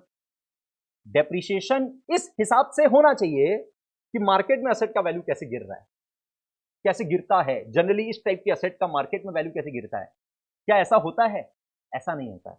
अकाउंटिंग स्टैंडर्ड का क्या ख्याल है, सुनो। अकाउंटिंग स्टैंडर्ड 10 अपने को बताता है डेप्रिसिएशन के बारे में। अकाउंटिंग स्टैंडर्ड 10 बोलता है कि डेप्रिसिएशन इज एन एलोकेशन। आपका जो 20 लाख का खर्चा हुआ, आप इस 20 लाख का मजा कितना साल लोगे, पहले ये सोचो। आप बोलते हो कि सर ये लाइफ है 5 साल, असेट का लाइफ है 5 साल, तो आप एक बेस्ट तरीका निकालिए कि आप इस 20 लाख में से 20 लाख रुपया का इकोनॉमिक बेनिफिट किस रेशियो में जनरेट करेंगे इस मशीन का। इस मशीन को अगर आप इक्वल तरीके से इक्वल बेनिफिट लेने वाले हैं ईयर 1 में, ईयर 2 में, ईयर 3 में, ईयर 4 में, ईयर 5 में, तो आप स्ट्रेट लाइन मेथड लगा दीजिए और 4-4 लाख रुपया का एलोकेशन कर दीजिए 5 साल में। तो ये बोल रहा है अकाउंटिंग स्टैंडर्ड कि आपका जो खर्चा लगा ना, 20 लाख रुपए का खर्चा तो लग गया असेट का, उसको एक बार में खर्चा मत बोलो, उसको 5 सालों में खर्चा बोलो। वो कहीं पे भी मार्केट में क्या असेट का वैल्यू है उससे रिलेशन किया क्या, लिंक किया क्या? नहीं किया, कभी नहीं करेगा, क्योंकि डेप्रिसिएशन वो है ही नहीं। मार्केट में असेट का क्या वैल्यू हो गया? आप हमेशा से क्या पढ़ते आए हो? Historical cost concept. Historical cost concept का मतलब ये तो हिस्टोरिकल कॉस्ट ही तो हुआ। 20 लाख रुपए जो लग गया बस यही खर्चा है मेरा, 20 लाख रुपए जो मेरा लग गया बस यही मेरा खर्चा है। अब हम इसको एलोकेट करेंगे 5 सालों में, depending on the life of the asset and depending on the economic benefit that I am generating from that asset. हम उस असेट से इकोनॉमिक बेनिफिट कितना कितना, अगर मान लो आप बोलते हो कि नहीं ये मेरा एक ऐसा असेट है जो मेरे को पहले साल में ज्यादा बेनिफिट देगा, दूसरे साल में थोड़ा कम देगा, तीसरे साल में थोड़ा और कम देगा, तो इसका वैल्यू थोड़ा कम होता चला जाएगा। सर कैसे? मतलब पहला साल में वो 1 लाख यूनिट प्रोड्यूस करेगा, फिर वो थोड़ा सा इनएफिशिएंट हो जाएगा, वो 90,000 देगा, फिर वो 80,000 प्रोड्यूस करके देगा। तब आप बोलोगे इसको सर डब्ल्यूडीवी मेथड से डेप्रिशिएट करना बेटर है। अगर आप यूनिट ऑफ प्रोडक्शन मेथड लगा सकते हो तो वो भी लगा सकते हो। आप अगर ये डिफाइन ही कर सकते हो, मोटा मोटी एकदम रिलायबल तरीके से एस्टिमेट कर सकते हो कि पहला साल का आउटपुट कितना, दूसरा साल का आउटपुट कितना, तीसरा साल का आउटपुट कितना, तो आप यूनिट मेथड लगा दीजिए, प्रोडक्शन यूनिट मेथड, कि टोटल पूरे लाइफ में ये 3 लाख यूनिट प्रोड्यूस करके देगा, उसमें से पहले साल 1 लाख यूनिट प्रोड्यूस कर दिया तो 1/3 डेप्रिशिएट कर दिए पहले साल में। बात समझ रहे हो? तो बेसिकली डेप्रिशिएशन क्या कर रहा है? टोटल खर्चा को एलोकेट कर रहा है मल्टीपल ईयर्स में। ठीक है, तो आपका वाला आंसर हो गया। अब सुनो, अब हम जहां पर है वहां पे आ रहे हैं कि सर 20 लाख रुपया का असेट था, उसको डेप्रिशिएट करके हम वापिस से अब इसको 18 लाख ही लिखना चाह रहे हैं। 10% डेप्रिशिएट किए, क्योंकि हम लोग एस्टिमेट किए थे कि 10 साल हम लोग इसको यूज करेंगे, और 10 साल तक जो हम यूज करेंगे उसमें हम इक्वल तरीके से इसका बेनिफिट लेंगे। तो इसका मतलब स्ट्रेट लाइन मेथड से हम 10% डेप्रिशिएट कर दिए, रेसिडुअल वैल्यू को हम इग्नोर कर रहे हैं। क्या हम थोड़ा सा फास्ट जा रहे हैं और स्लो जाएं? फॉलो कर पा रहा है पक्का? श्योर? क्या हम बहुत स्लो जा रहे हैं? नहीं, पक्का? ठीक है, तो चलो ठीक है। ये 18 लाख तुम दिखाया बैलेंस शीट बनाते हुए, ऐसे आत्मा, ऐसे तुमको शर्म आ जाएगा। मतलब मार्केट में इसका वैल्यू 3 लाख है आज के दिन, तुमको पता है ये बात। नया टेक्नोलॉजी आ चुका है। आपने बार बार बात कर रहे हैं क्या कि financial statement should show true and fair financial position. True and fair financial position, balance sheet तुम्हारा फाइनेंशियल पोजीशन बताता है। असेट का वैल्यू 18 लाख बोलते हुए शर्म आना चाहिए कि नहीं? अच्छा, नोट्स में लिख दीजिए सर, नोट्स में लिख दीजिए। देखो अब यहाँ पर क्वेश्चन ये है, नोट्स में बता दीजिए ना। तो मतलब ये हुआ कि अकाउंट में जो गलती करना करिए आराम से, और फिर नोट्स में लिख दीजिए कि देखो मैंने ये किया है। Is this a remedy? Writing in the notes is a remedy for doing the incorrect accounting? नहीं है ना? हाँ, तो अब सुनो, अब यहाँ पर बात ऐसा नहीं, अरे बढ़िया है, मतलब बुरा मत मानना, ऐसी बिंदास कुछ भी अगर दिमाग में आए ना बोलना, है ना, बेझिझक। तब बात आपको और अच्छे से मिलेगा, समझ में आएगा। कोई भी क्वेश्चन आ रहा है ना, प्लीज रिक्वेस्ट है कि बेझिझक बोलना। तो ये 18 लाख रुपए का आप लिखे, जो कि सही बात, सर लग तो नहीं रहा है, ऐसे शर्म आ जा रहा है। तो अब यहाँ पर ऐसा है कि अकाउंटिंग स्टैंडर्ड 10 अगेन जब अपने पढ़ेंगे तो वहां पर वो बोलेगा अपने को। इंडेस का अगर हम बात करें तो इंडेस में भी यही वाला बात बोलता है जो भी हम बोलने वाले। इंडेस छोड़ो, अभी अभी अपने बात करते हैं अकाउंटिंग स्टैंडर्ड 10 का। अकाउंटिंग स्टैंडर्ड 10 बोलता है कि आपके पास ये ऑप्शन है कि आप अपने असेट को क्या तो कॉस्ट मॉडल पे कैरी कर लो या फिर रीवैल्यूएशन मॉडल लगा लो। अगर आप कॉस्ट मॉडल फॉलो करते हैं तो जो हिस्टोरिकल कॉस्ट आप लोग जानते हैं ना, जो अपने इतना देर से देख रहे हैं हिस्टोरिकल कॉस्ट, जो अपने ऑलरेडी जानते हैं बचपन से, 18 लाख जो लिखे हैं वही तो जानते हैं आज तक हम लोग, उसको बोलते हैं कॉस्ट मॉडल। और या फिर आप एक ऑप्शन है कि आप उसको फेयर वैल्यू पे लेके आ जाइए। फेयर वैल्यू कितना है आज के दिन उसका? 3 लाख है, तो 3 लाख पे आ जाइए, और बाकी 17 लाख रुपया का, 20 लाख से 3 लाख पे आ गए, 17 लाख रुपया का लॉस बुक कर दो। ये दो में से एक मॉडल तुमको पहले ही चूज कर लेना पड़ेगा। फिर जो तुम मॉडल चूज करोगे ना, उसके हिसाब से तुमको अकाउंटिंग करना पड़ेगा। सर ये दो ऑप्शन दिए ही क्यों? ये तो अभी अभी आप बोले कि गलत मेथड है, ये तो अच्छा मेथड नहीं है। अच्छा मेथड तो रीवैल्यूएशन वाला मॉडल हुआ ना सर, वो true and fair financial position बताता है। तो देखो इसमें डिफरेंसेस है, इसमें डिफरेंसेस है एंटिटी को। अब फेयर वैल्यू निकालना हर बार हर असेट के लिए बहुत इजी टास्क नहीं होता है। क्या फेयर वैल्यू निकाल लोगे 3 लाख की? तो अभी हम बता दिए। आज तक तुम लोग कॉस्ट और एनआरवी विचएवर इज लोअर पढ़ा है? कॉस्ट और NRV whichever is lower, inventory के केस में, स्टॉक के केस में। कभी आज तक तुमको कॉस्ट निकालने के लिए बोला था क्या? नेट रियलाइजेबल वैल्यू निकालने के लिए बोला था क्या? हर बार तुमको क्वेश्चन देता था कि ले टेंशन मत ले, तुम अभी मत सोच कैसे निकलता है, ये ले। अरे भाई बहुत कॉम्प्लेक्सिटी है, तुम लोगों को कैसे बोलेगा? कॉस्ट निकालना या नेट रियलाइजेबल वैल्यू एस्टिमेट करके निकाल लेना, बोलने में बहुत ईजी है, निकालने के टाइम पर बहुत सारा वर्किंग है उसमें। तो अभी यहां पर तो हम नेट रियलाइजेबल वैल्यू का भी बात नहीं कर रहे हैं, अभी हम बात कर रहे हैं फेयर वैल्यू का। फेयर वैल्यू हर बार हर असेट का निकालना बहुत ईजी टास्क नहीं है। तो एक छोटे मोटे बिजनेसेस को भी परेशान कर देना, ये बोल देना कि नहीं तुमको भी फेयर वैल्यू निकालना पड़ेगा, ये कंपल्शन कर देना, गलत हो जाएगा। इसीलिए कॉस्ट मॉडल देना पड़ा, पहला बात। दूसरा बात, हो सकता है मार्केट में वैल्यू 3 लाख हो गया होगा, हो सकता है मार्केट में वैल्यू 3 लाख हो गया होगा, बट यहां पे मेरा आर्ग्यूमेंट ये है कि मेरा तो 20 लाख लगा ना, और हम इस 20 लाख का बेनिफिट 10 साल में 2-2 लाख करके लेने वाले हैं। तो मेरा 2-2 लाख रुपया करके खर्चा दिखाना कोई गलत है नहीं। तो मेरे पॉइंट से ये ट्रू एंड फेयर है।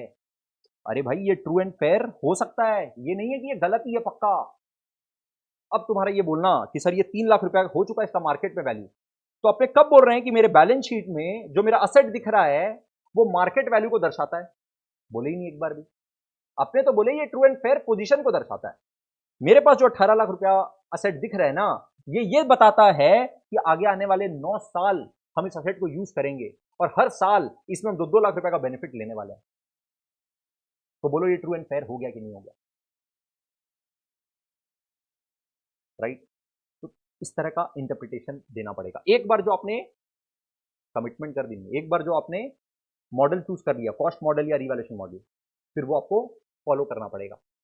सर चेंज नहीं कर सकते हैं क्या? वो फिर वो चेंज इन अकाउंटिंग पॉलिसी कहलाएगा।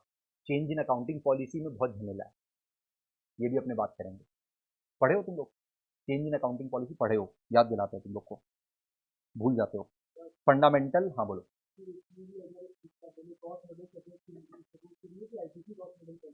आईटीसी कॉस्ट मॉडल फॉलो करता है। हाँ हाँ, समझ गए। अब क्वेश्चन ये आया कि सर लेकिन फिर यहाँ पे तो कंपैरिजन दिक्कत हो गया। अभी अभी आप हम लोग को बोल रहे थे ये सोचने के लिए कि ऐसे सोचो कि कंपैरिजन हो पाए, कंपैरिजन हो पाए, और अभी अभी आप बोले दो ऑप्शन है। दो ऑप्शन क्या क्या है कि अगर मान लीजिए एक तरफ आईटीसी है जिसके पास एक प्लांट एंड मशीनरी है और वो दिखा रहा है 18 लाख रुपए में एसेट को, दूसरा तरफ एचयूएल है, वो सेम मशीन को वो भी खरीदा था उसी दिन, वो दिखा रहा है 3 लाख रुपए में। हो जाएगा ये तो डिफरेंस हो गया सर, एक इन्वेस्टर कैसे कंपैरिजन करे? तो ऐसा कुछ कुछ एरिया आएगा जहां पर ये डिफरेंसेस अराइज होगा और उसका आंसर नोट्स टू अकाउंट्स में मिलेगा। उसका आंसर नोट्स टू अकाउंट्स में मिलेगा। अब तुमको नोट्स टू अकाउंट्स में पढ़ना पड़ेगा क्या? आईटीसी लिखेगा अपना अकाउंटिंग पॉलिसीज में, accounting policy for valuation of property plant and equipment, plant and machinery. Plant and machinery is carried at cost model. HUL लिखेगा plant and machinery is carried at revaluation model.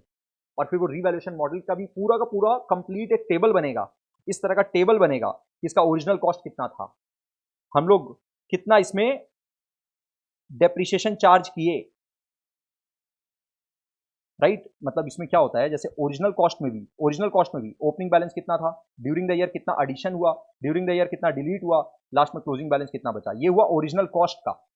फिर accumulated depreciation, तुम लोग जानते हो concept, provision for depreciation का concept, provision for depreciation.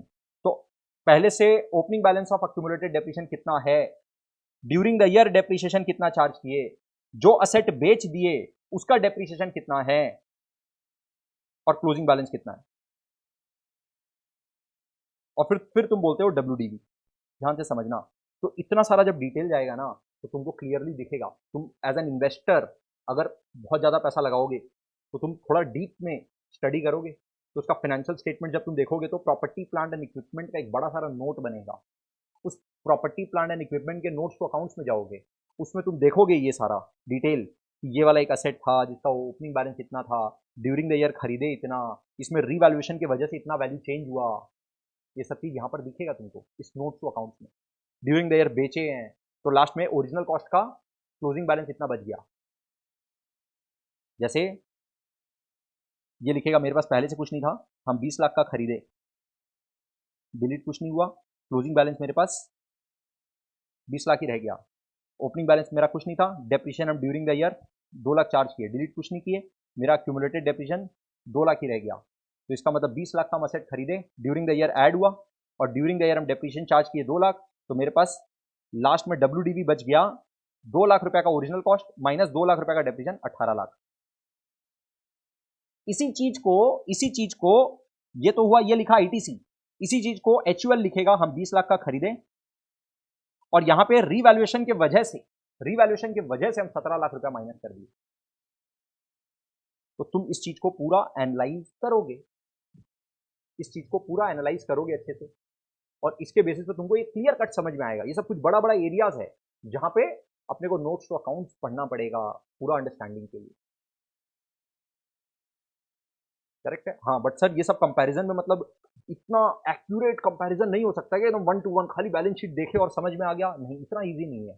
अगर इतना ही simple होता, अगर इतना ही एकदम इजी तरीके से हो पाता तो फिर ये कितना बड़ा सब्जेक्ट मैटर बनता ही नहीं, राइट? बहुत सारा डिबेटेबल पॉइंट्स है, बहुत सारा सब्जेक्टिविटी वाला एरिया है। सब्जेक्टिविटी वाला एरिया का मतलब जहां पर ऑडिटर को अपना जजमेंट लगाना है, राइट? तो अकाउंटिंग स्टैंडर्ड्स को भी इन सारी बातों को ध्यान में रखते हुए अलग अलग ऑप्शंस देना पड़ा है कहीं कहीं पे। एक एक आंसर नहीं होता हर चीज का कि नहीं ये यही सही है बस, नहीं नहीं और कुछ नहीं, और कुछ ऐसे नहीं है भाई। दो दो आंसर हो सकता है। तुम देख तेरे यहां पर तेरे क्या बेस्ट सूटेबिलिटी है, तुम्हारा financial statement true and fair कैसे मिलेगा, राइट? अब तुम लोग कंजर्वेटिज्म पढ़ के आए, एग्जाम्पल। अच्छा, कंजर्वेटिज्म से पहले हम ये बता रहे थे कि ये हुआ तुम लोग फंडामेंटल अकाउंटिंग अजम्पशंस पढ़ के आए, है ना? फंडामेंटल अकाउंटिंग अजम्पशन बोलो क्या क्या है?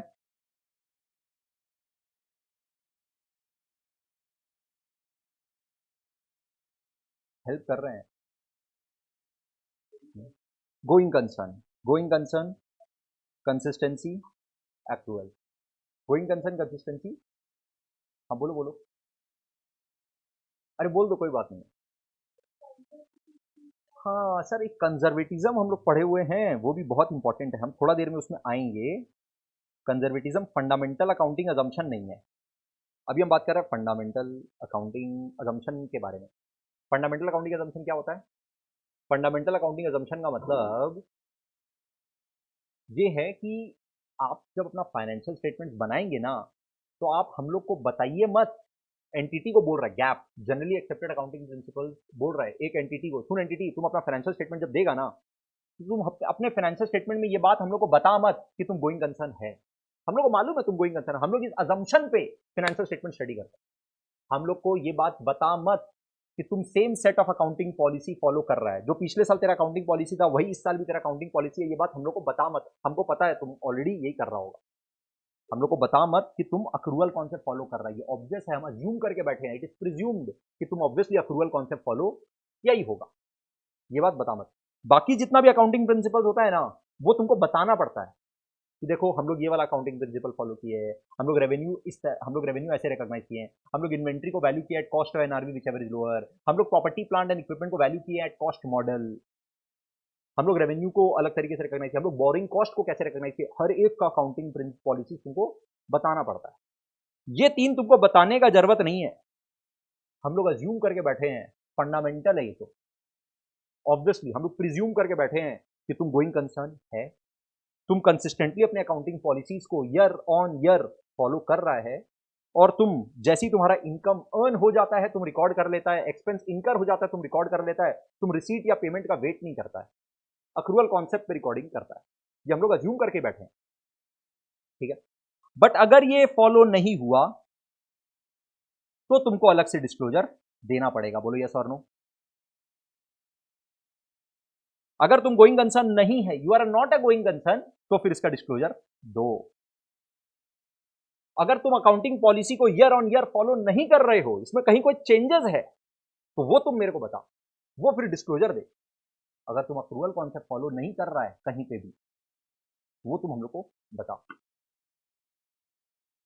समझ आया फंडामेंटल अकाउंटिंग अजम्पशन का मतलब?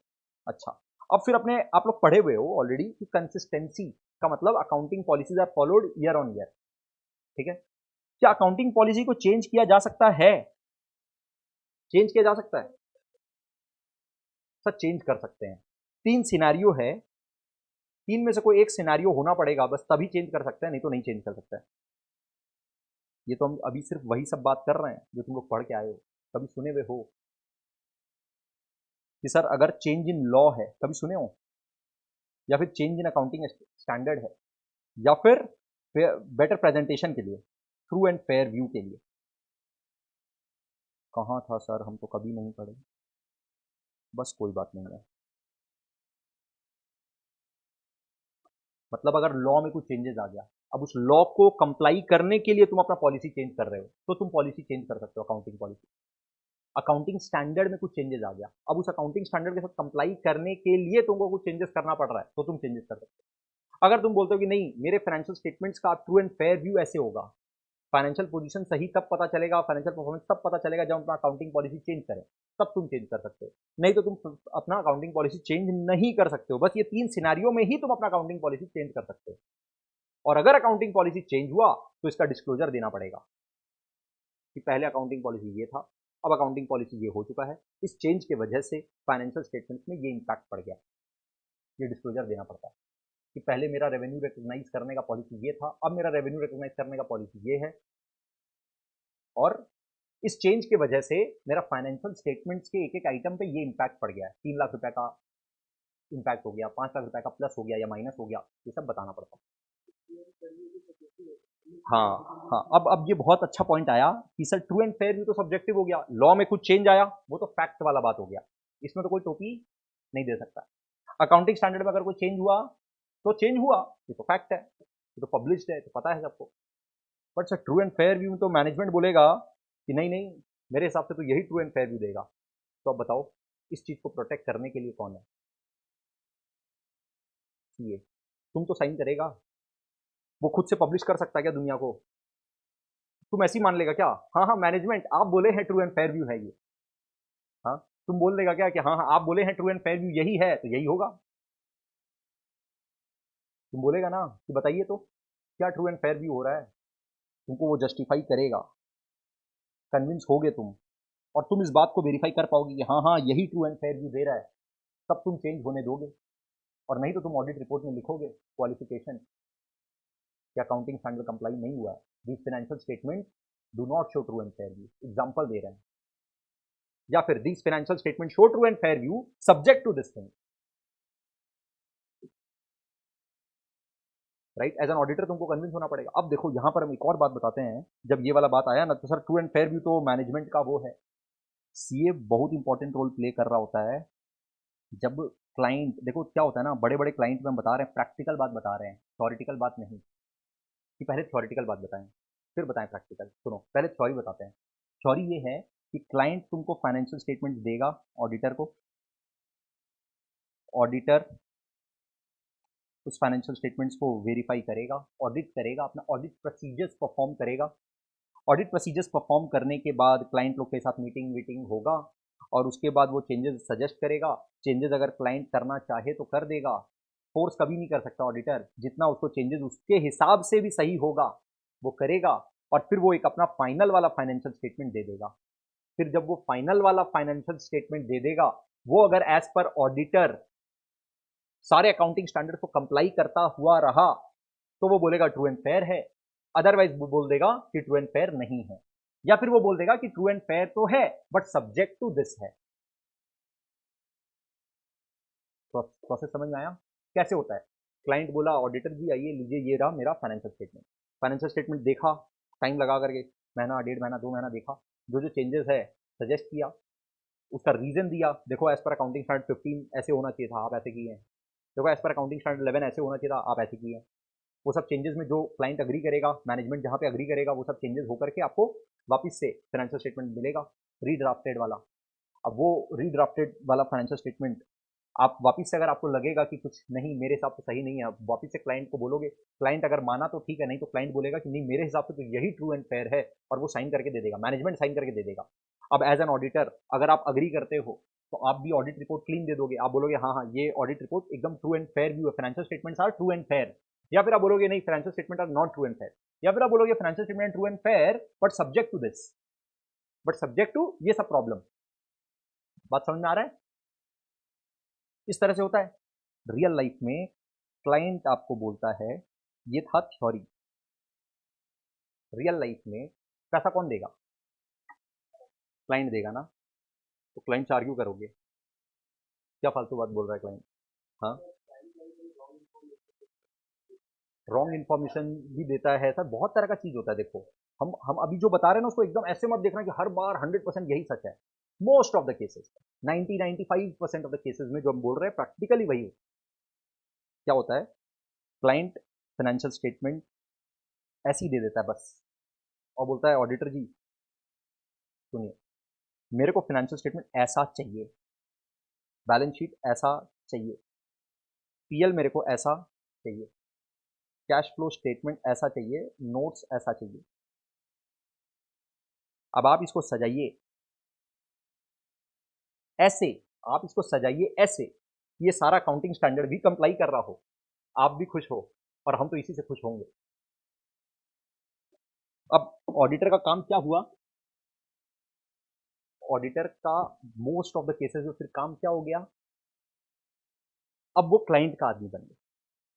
ठीक है, देखो अब इस बात को बहुत ज्यादा दिल से मत लगाना, सर ऐसे तो गड़बड़ हो रहा है, फिर इन्वेस्टर देखो इतना भरोसा कर रहा है, इमोशन में ज्यादा नहीं, बहुत ज्यादा गड़बड़ नहीं होता होगा, हल्का फुल्का एडजस्टमेंट हर जगह चलता है। बहुत ज्यादा होगा तो फिर ऑडिटर को स्ट्रांग होना पड़ता है। बस मैनेजमेट यहाँ तक देख तेरे को सपोर्ट कर सकते थे, अब मेरा प्रोफेशन का भी तो कुछ बात है, यहाँ पे हम नहीं कर पाएंगे, जा सॉरी। वो वाला पॉइंट भी आ जाता है, और आया वही है, जैसे बाईजूस में आया, तुम लोग को मालूम होगा बाईजूस में जो झमेला हुआ। हाँ जब नहीं माना ना, एक पॉइंट आ जाए, वोडाफोन में हुआ, और भी केसेस में देखो ना, और बहुत सारा केसेस है जहाँ पे प्रॉब्लम हुआ। आई एम नॉट सेइंग कि कभी क्लैश ही नहीं होता है, हर बार होता है, थोड़ा बहुत हल्का फुल्का क्लैश चल रहा होता है। मैं फिर क्या होगा, ऑडिटर बोलेगा कि नहीं नहीं देखो, आपका जो इस बार का जितना भी पूरा हम देख पा रहे हैं ट्रांजेक्शन, उसके हिसाब से बैलेंस शीट में इतना तो एडजस्ट करना पड़ेगा, ये हम नहीं साइन कर पाएंगे। पीएल में आपको कम से कम ये तो करना पड़ेगा, ये हम नहीं कर पाएंगे। कैश फ्लो स्टेटमेंट ऐसे दिखाना पड़ेगा, नोट्स टू अकाउंट में मेरे को ये तो देना ही पड़ेगा। फिर हम ऑडिट रिपोर्ट में देखो सब्जेक्ट टू ये वाला एक क्लॉज तो हम लिखेंगे ही। तो इस तरह से डिस्कशन होता है रियल में। क्लाइंट बोल रहा होता है नहीं इतना भी खराब मत दिखाइए, इन्वेस्टर फिर कैसे भरोसा करेगा, इन्वेस्टर लूज कर देगा, फेथ लूज कर देगा, राइट। तो इन्वेस्टर का भरोसा भी बना रहे, ऑडिटर को लगे कि हाँ यहाँ पर मेरा सेफ्टी जोन है, यहाँ पे हम भी खतरे में नहीं आए, इन्वेस्टर को ज़्यादा टोपी भी नहीं पहनाए, हल्का फुल्का तो चलता है, क्लाइंट भी बोला हाँ हाँ चल चल जाएगा। तो आप समझ रहे हो, ये सबको पूरा कंसिडर करते हुए अल्टीमेटली फाइनेंशियल स्टेटमेंट रिलीज होता है।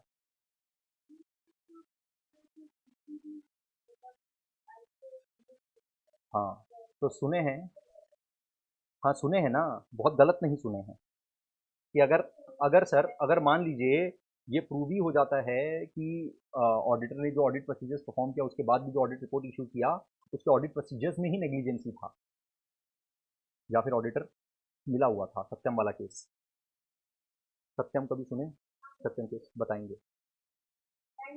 हाँ हाँ हाँ, तो वो तो अब देखो गलती बहुत तरह का होता है, mistake can be intentional, can be unintentional. Unintentional mistake को, या फिर इसको बोलो error, error can be intentional, can be unintentional. अगर एरर अनइंटेंशनल है तो उसको बोलते हैं मिस्टेक, गलती से मिस्टेक। लेकिन जानबूझ के इंटेंशनल,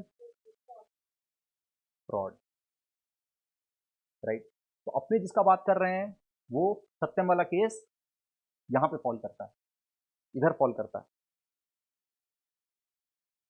ठीक है। तो उस केस में तो फिर ऑब्वियसली पनिशमेंट जो है वो होगा ही। यहां पर भी गलती से तो हुआ, बट वो गलती इसलिए है क्योंकि नेग्लिजेंसी था बहुत ज्यादा, आपका इंटेंशन नहीं था, बट ऑडिट प्रोसीजर्स में बहुत भयंकर नेग्लिजेंसी दिख रहा है, वो भी तो पनिशेबल ऑफेंस है ना।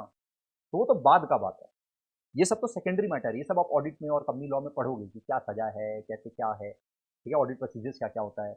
अभी हम यहाँ पे क्या बोल रहे हैं कि रियल लाइफ में जब आप फाइनेंशियल स्टेटमेंट बना रहे होते हैं, तो आप सारे अकाउंटिंग स्टैंडर्ड्स को कंप्लाई कर रहे होते हैं, उस सारे अकाउंटिंग स्टैंडर्ड्स को कंप्लाई करते हुए ऐसा फाइनेंशियल स्टेटमेंट देना होता है जहां पे एज एन ऑडिटर आप कंफर्टेबल है कि हाँ हाँ ये सारा अकाउंटिंग स्टैंडर्ड को फॉलो कर पा रहा है, और क्लाइंट को भी जैसा चाहिए मोटा मोटी उस डायरेक्शन में है।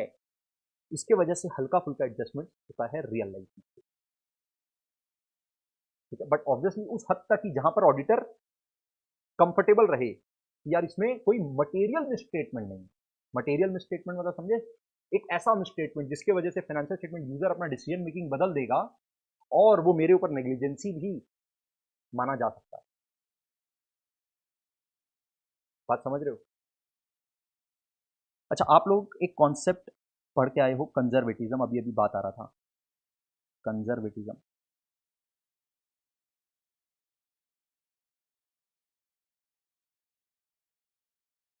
कंजर्वेटिज्म जरा बताना तो क्या होता है।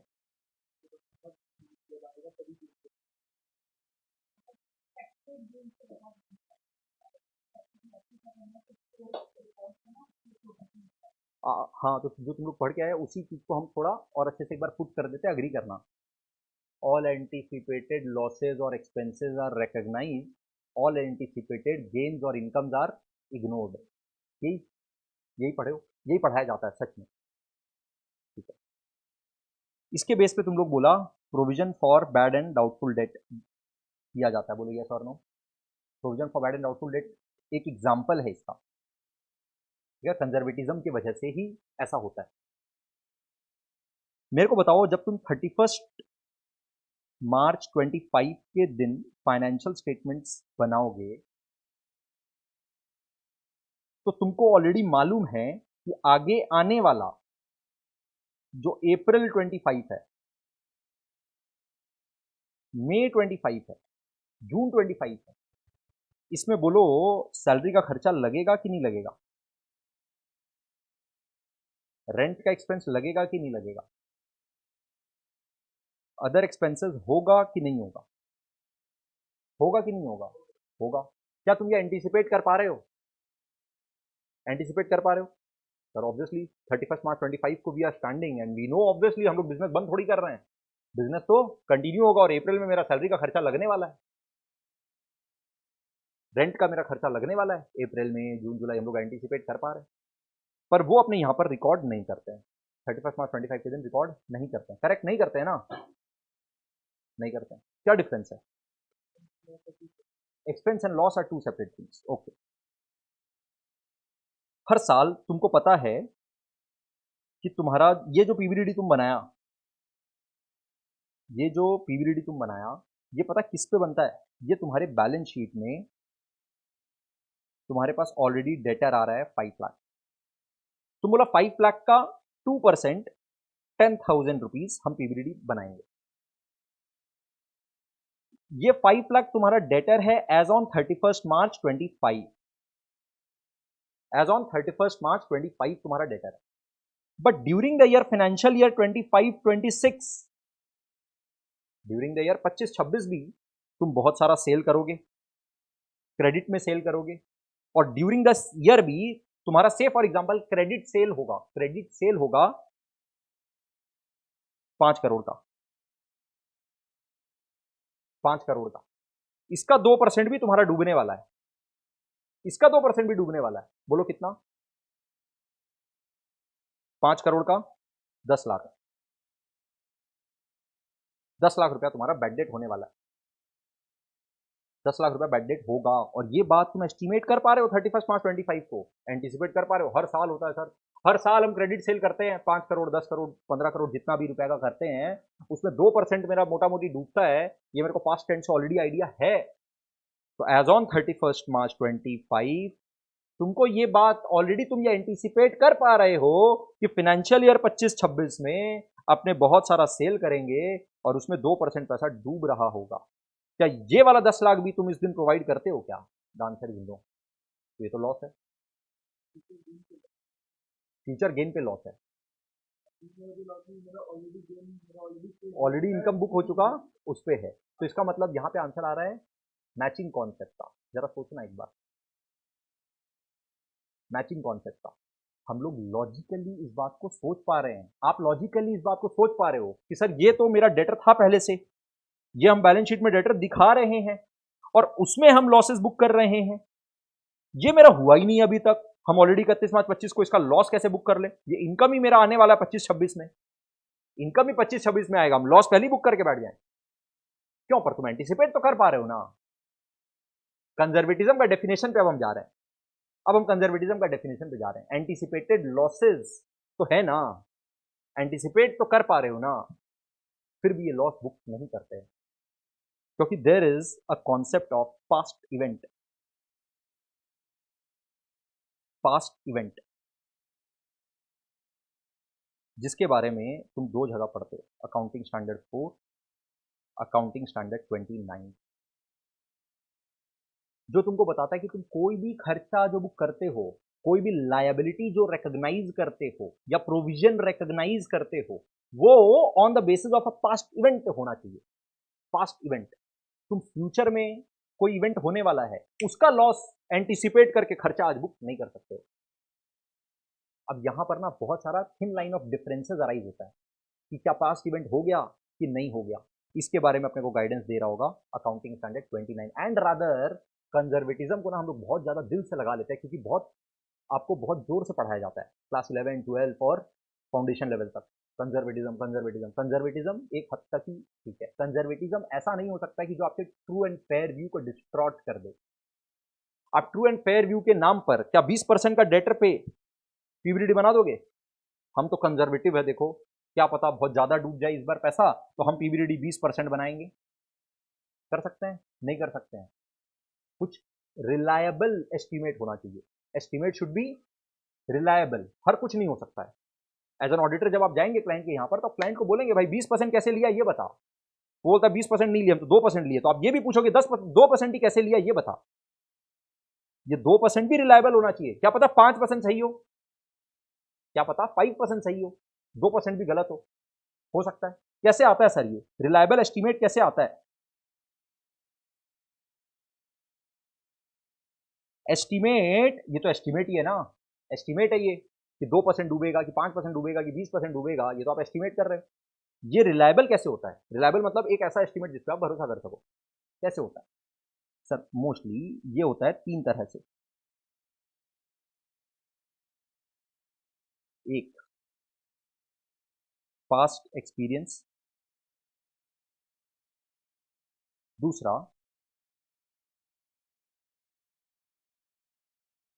Expert advice.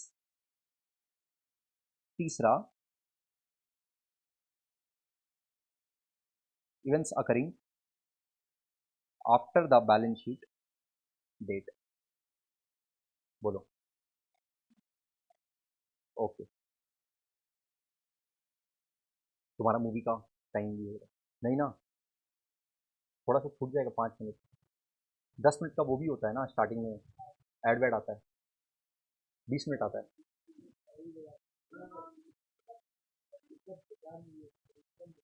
हाँ, बोल रहा है वो बहुत बेकार मूवी है। अब तुम्हें मूवी देखना है वही वाला, बस वो ज़्यादा इंपॉर्टेंट हो गया। तो है ना, पक्का? तो हम फिर लेट तक चलेगा। तो तुम सच सच बता दो किसके साथ है, किसके साथ है प्लान, बता दो।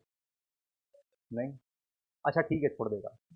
देखो, रिलायबल एस्टीमेट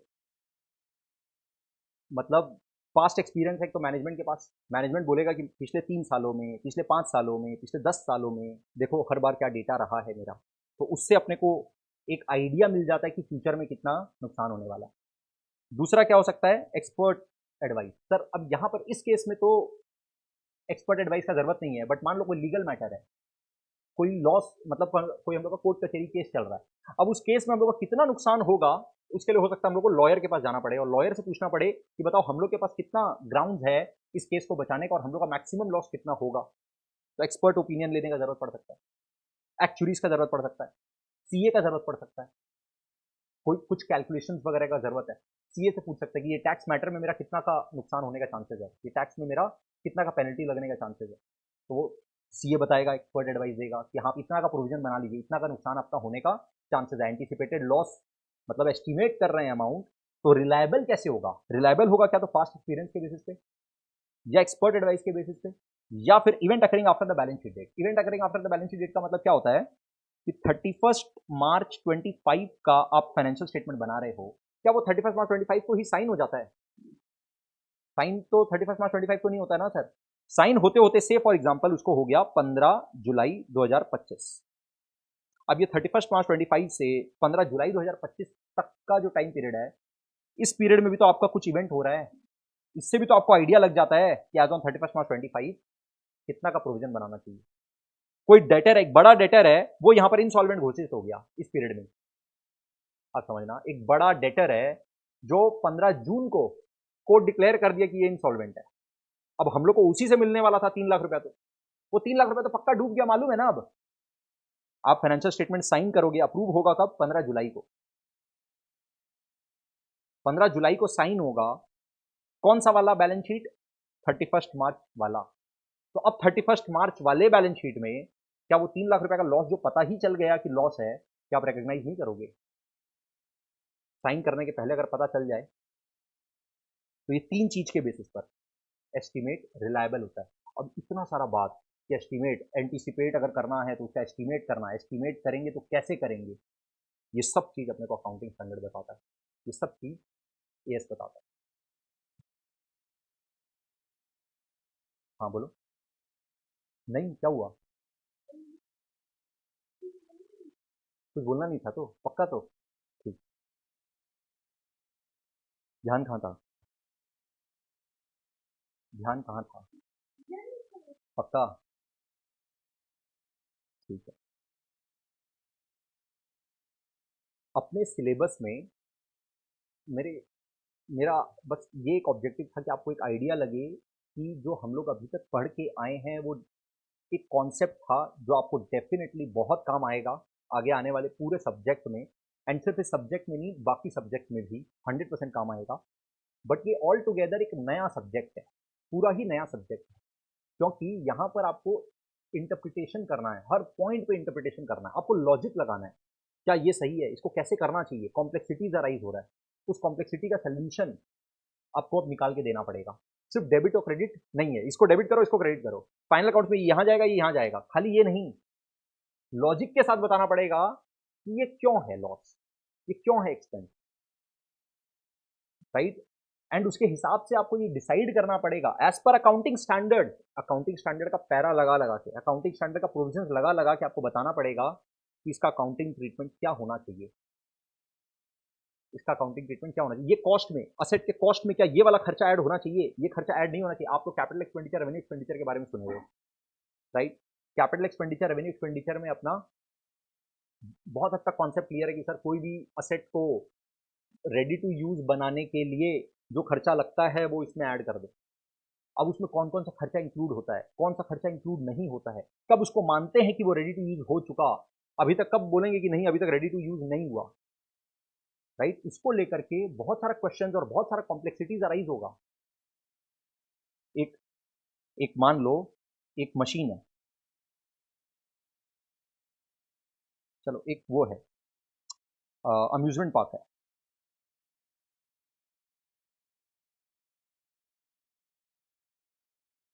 नया नया खुला है, जस्ट एकदम नया नया अम्यूजमेंट पार्क खुला है और पूरा रेडी हो चुका है, पर मैनेजमेंट बोल रहा है कि एक बार थोड़ा दिन ट्रायल रन करते हैं, 15 दिन के लिए ट्रायल पीरियड, जितना हम लोग का रियल कैपेसिटी है उसका खाली 20% पे ऑपरेट करेंगे, फिर नेक्स्ट 15 दिन 30% पे, फिर उसके बाद 50% में, धीरे धीरे देखते हैं कहीं कुछ गड़बड़ तो नहीं हो रहा है ना, सब कुछ सही सही ऑपरेट हो रहा है ना, ऐसे धीरे धीरे हम लोग का कॉन्फिडेंस अराइज होगा और उसके बाद over a period of 6 months हम लोग 100% कैपेसिटी पे ऑपरेट करेंगे।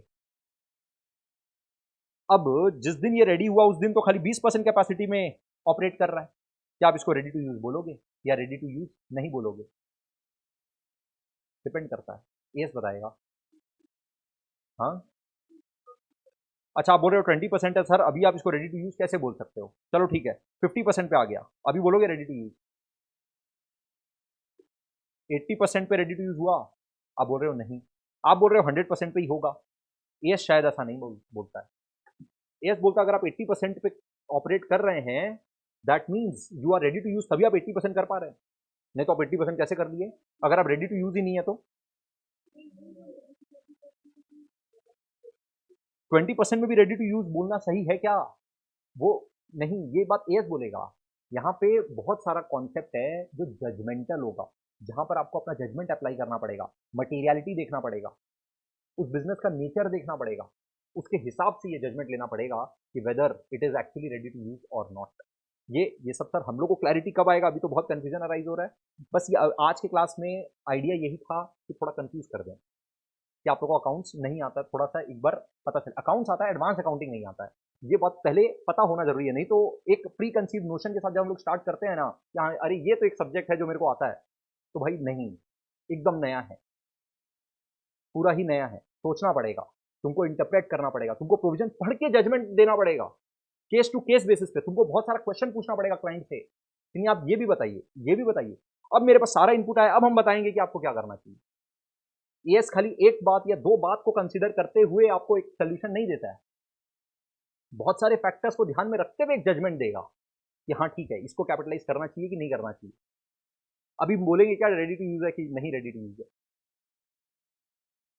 समझ में आ रहा, तो सर इसका मतलब हम लोग तो सोचे थे प्रैक्टिकल सब्जेक्ट है, अब तुम सोचो तो अभी भी प्रैक्टिकल है और नहीं तो सॉरी है, मतलब तुमको क्लाइंट सिचुएशन पे अपने आप को लेना पड़ेगा कि ऐसा है सिचुएशन रियल में, तो अब बोलो इसका क्या सोल्यूशन है, अगर वो थॉट प्रोसेस चलता रहा तब तो सब्जेक्ट पूरा प्रैक्टिकल लगेगा और नहीं तो 50% प्रैक्टिकल लगेगा और 50% थ्योरी लगेगा, मतलब जो थोड़े से थ्योरिटिकल नेचर के अकाउंटिंग स्टैंडर्ड है वहां पर इंटरप्रिटेशन वाले क्वेश्चन आंसर ज्यादा पूछे जाते हैं, तुमको केस दे दिया जाता है केस के बेस पर बोला जाता है कि बताओ इसका क्या ट्रीटमेंट होगा, 5 मार्क्स का क्वेश्चन।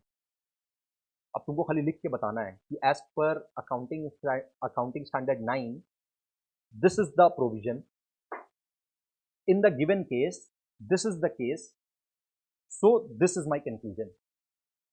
आर यू अंडरस्टैंडिंग कैसे आंसर फ्रेम हुआ? हाँ, तो केस स्टडी आया, तुम एएस का सही पैरा को हिट करा, किससे एएस का कौन सा पैरा यहां पर लग रहा है और उस एएस का उस पैरा में क्या बोलता है, इस केस में एग्जैक्टली क्या हो रहा है और कंक्लूजन क्या है, कैसे अकाउंटिंग ट्रीटमेंट होना चाहिए। इस तरह का 50% तुम्हारा सिलेबस है। और जहां पे बैलेंस शीट बनाना है, पीएल बनाना है, कंपनी फॉर्म ऑफ बिजनेस का, वो 50% तुम्हारा सिलेबस है। एंड अपना 90% सिलेबस कॉर्पोरेट अकाउंट्स है।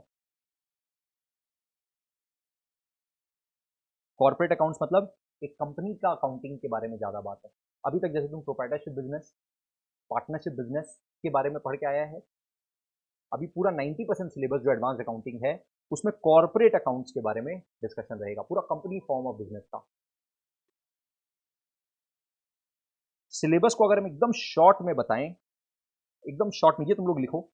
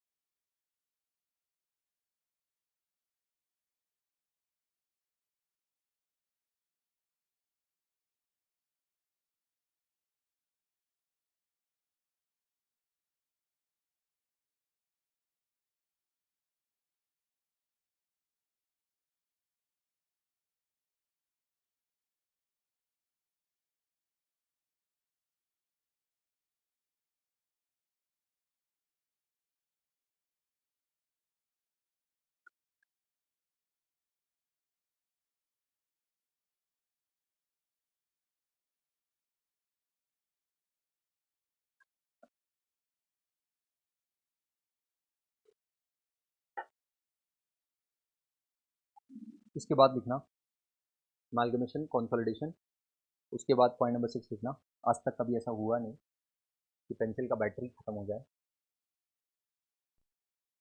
इसका बैटरी खत्म हो गया इसलिए लिख नहीं पा रहे हैं, तो हम डिक्टेट करेंगे, आप लिख लोगे? तो लिखो, सुनो। तो यहाँ पे लिखो इंटरनल रिकंस्ट्रक्शन।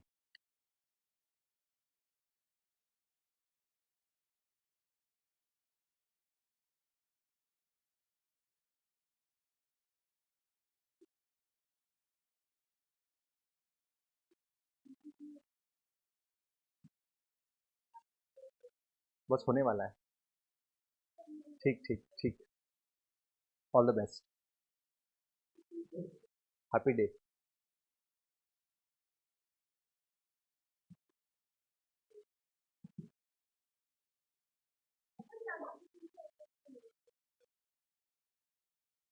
थोड़ा लेट से रख लेना। हाँ।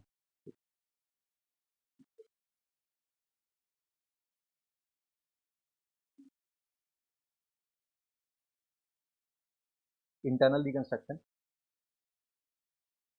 Buyback of shares,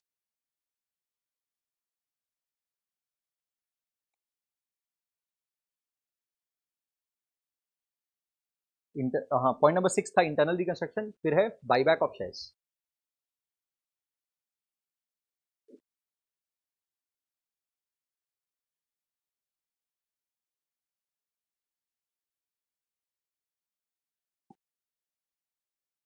just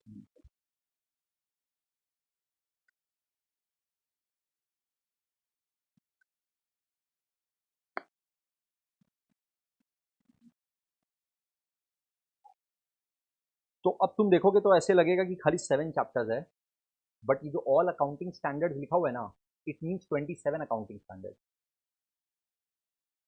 and इसके बाद अकाउंटिंग स्टैंडर्ड्स तो है, बट अकाउंटिंग स्टैंडर्ड्स का एक फ्रेमवर्क है जिसके बेस पर सारा अकाउंटिंग स्टैंडर्ड बना हुआ है। फ्रेमवर्क ऑन अकाउंटिंग स्टैंडर्ड, वो भी तुम्हारे सिलेबस में। तो एक हुआ फ्रेमवर्क ऑफ एएस, और उसके बाद 27 अकाउंटिंग स्टैंडर्ड। और फिर ये सब भी तुमको जानने का जरूरत है कि ना किसके ऊपर अकाउंटिंग स्टैंडर्ड एप्लीकेबल है, क्या अकाउंटिंग स्टैंडर्ड सारी कंपनियों पे एप्लीकेबल है, क्या सारे एंटिटीज पे एप्लीकेबल है, अगर कुछ छोटी मोटी एंटिटी है जिनके ऊपर कुछ एग्जाम्शन है तो क्या एग्जाम्शन है, ये सब भी तुमको जानने का जरूरत है। तो ये सब भी तुम्हारे सिलेबस में। उसके बाद शेड्यूल 3 क्या हुआ, एक कंपनी का फाइनेंशियल स्टेटमेंट जो बनता है, वर्टिकल फॉर्मेट में बैलेंस शीट, वर्टिकल फॉर्मेट में statement of profit and loss, वो पूरा सिलेबस में along with the notes to accounts. उसके बाद कैश फ्लो स्टेटमेंट तो अकाउंटिंग स्टैंडर्ड 3 ही है, अकाउंटिंग स्टैंडर्ड 3 ही है जो कैश फ्लो स्टेटमेंट है। फिर अमालगमेशन जो है वो एएस 14 है, अकाउंटिंग स्टैंडर्ड 14 में भी कवर हो गया। तो बेसिकली अपने बोल सकते हैं,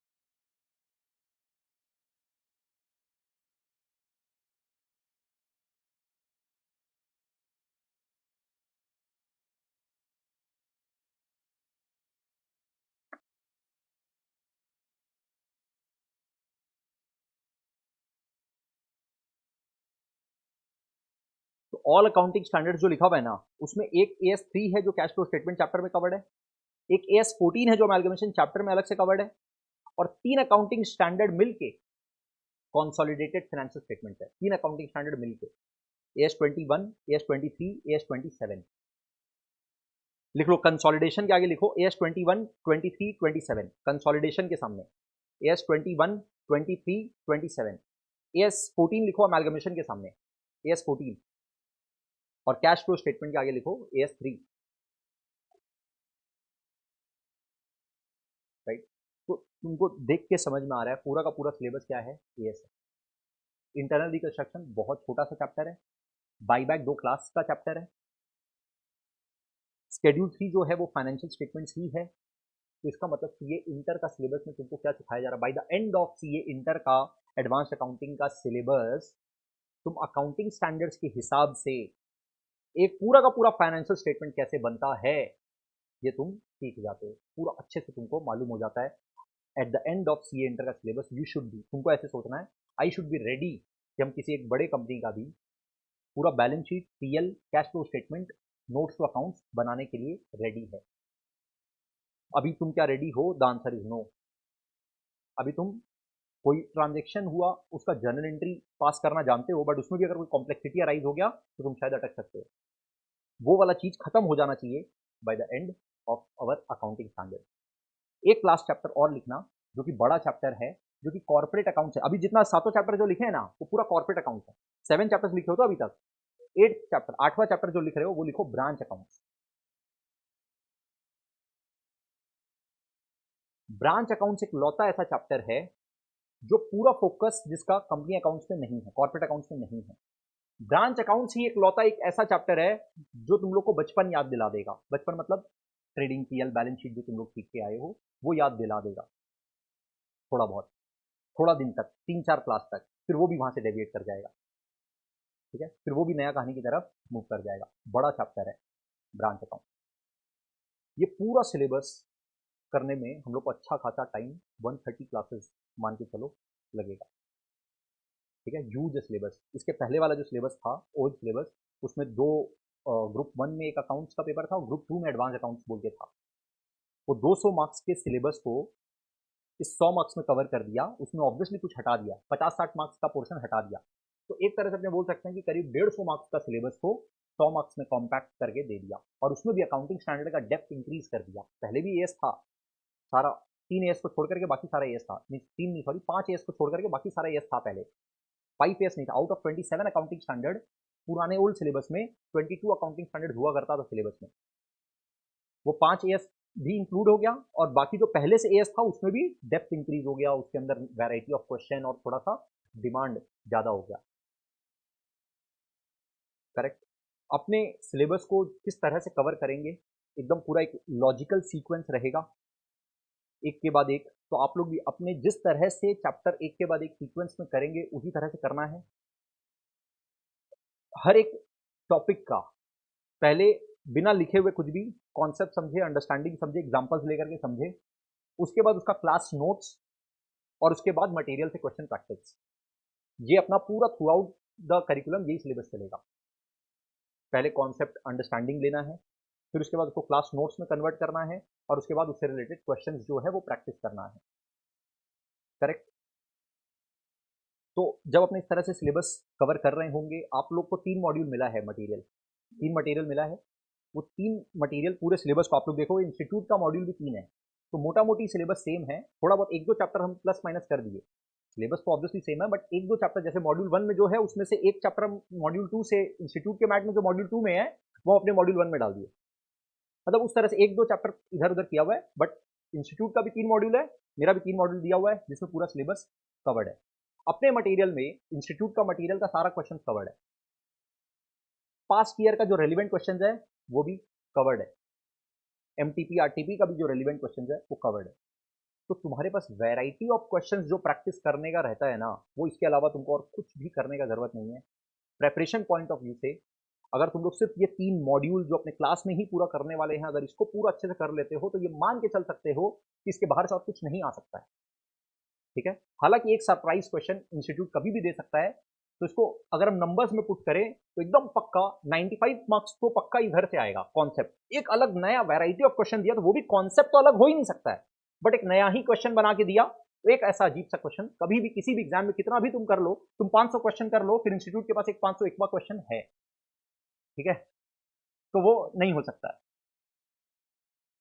तो इतना अगर करते हैं, इसके साथ में आप लोग टेलीग्राम ग्रुप ज्वाइंड है, उसमें लगातार एमसीक्यूज का कुछ कुछ क्वेश्चन, क्योंकि अभी एमसीक्यूज है तो अब अपना आदत है रैंडमली बहुत भयंकर लेवल पे मोबाइल फोन्स को स्क्रॉल करते रहते हैं हम लोग। ठीक है, वो बोलता है ना कॉमेडियन गजब बोलता है, अभिषेक उपमन्यु, तुम लोग सुना ही होगा।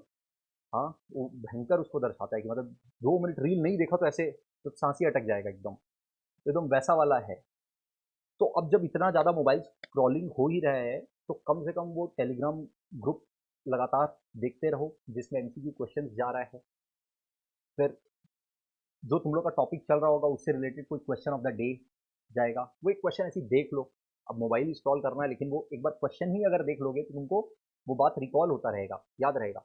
तुमको ये बात एकदम दिमाग में रखना पड़ेगा कि सीए इंटर मीन्स कम टाइम में ज़्यादा प्रिपरेशन करना पड़ेगा। फाइनल के टाइम पे भी क्या होता है कि सिलेबस ऑब्वियसली बड़ा है और थोड़ा एडवांस्ड है, बट तुम्हारे पास टाइम रहता है। इंटर में तुम्हारे पास टाइम नहीं रहता है, कैसे तुम्हारा टाइम एकदम चुटकी में जाता है एकदम पता नहीं चलेगा। तो हर टाइम एक फितुर सवार रहना चाहिए कि मेरा ये सिलेबस है, कुछ कुछ कुछ कुछ सिलेबस से रिलेटेड काम हर समय होता रहे। क्लास में जो करेंगे अगर वो 20 मिनट तुम लोग डेली बेसिस में दे देगा, तो पक्का बात है कि by the end of the syllabus तुम लोग आउट ऑफ कंट्रोल नहीं जाएगा। ऑब्वियसली ऐसा नहीं हो सकता कि जो तुम पहला 10 क्लास में पढ़ा है वो तुमको 100 क्लास में याद रहेगा, वो नहीं होगा। बट तुम रिवाइज करोगे तो तुमको फटाफट रिकॉल हो जाएगा, ऐसा पक्का होगा अगर क्लास के साथ साथ 20-25 मिनट करके रिवीजन करते रहोगे तो। राइट, 25 मिनट्स एनी हाउ किसी भी तरह से जो भी क्लास में हो रहा है वो रिवाइज करना ही करना है, ये रूटीन चाहिएगा। बैकलॉग कोई भी हालत में मत होने देना, बाद में इसको कवर अप करना एक बहुत बड़ा पेन हो जाता है, और फिर तुम एक डिसिप्लिन तरीके से जो सामने आके क्लासेस करना होता है उसको छोड़ देते हो, और वो फिर बैकलॉग का एक ऐसा पाइलअप होता है जो हेडेक बन जाता है। ठीक है, मत होने देना। तुम लोग का कोई भी क्वेश्चन हो, आराम से एकदम बिंदास क्लास में बैठे बैठे पूछो, क्लास के पहले पूछ लो, बाद में पूछ लो, मैसेज में पूछ लो, बट कोई भी क्वेश्चन अनआंसर्ड रहने मत देना। कभी भी जैसे भी कंफर्टेबल हो वैसे पूछ लेना। ठीक है, हम एकदम चिल तरीके से जितना टाइम लगेगा आराम से बैठ के अपने डिस्कस करके उस चीज़ को जितना जल्दी हो, कोई भी क्वेश्चन तुम्हारे दिमाग में आए उसको क्लियर करके अपने घर जाएंगे। अब तुम लोग का कोई भी क्वेश्चन है तो पूछो। तुम शायद कुछ पूछ रहा था। नहीं,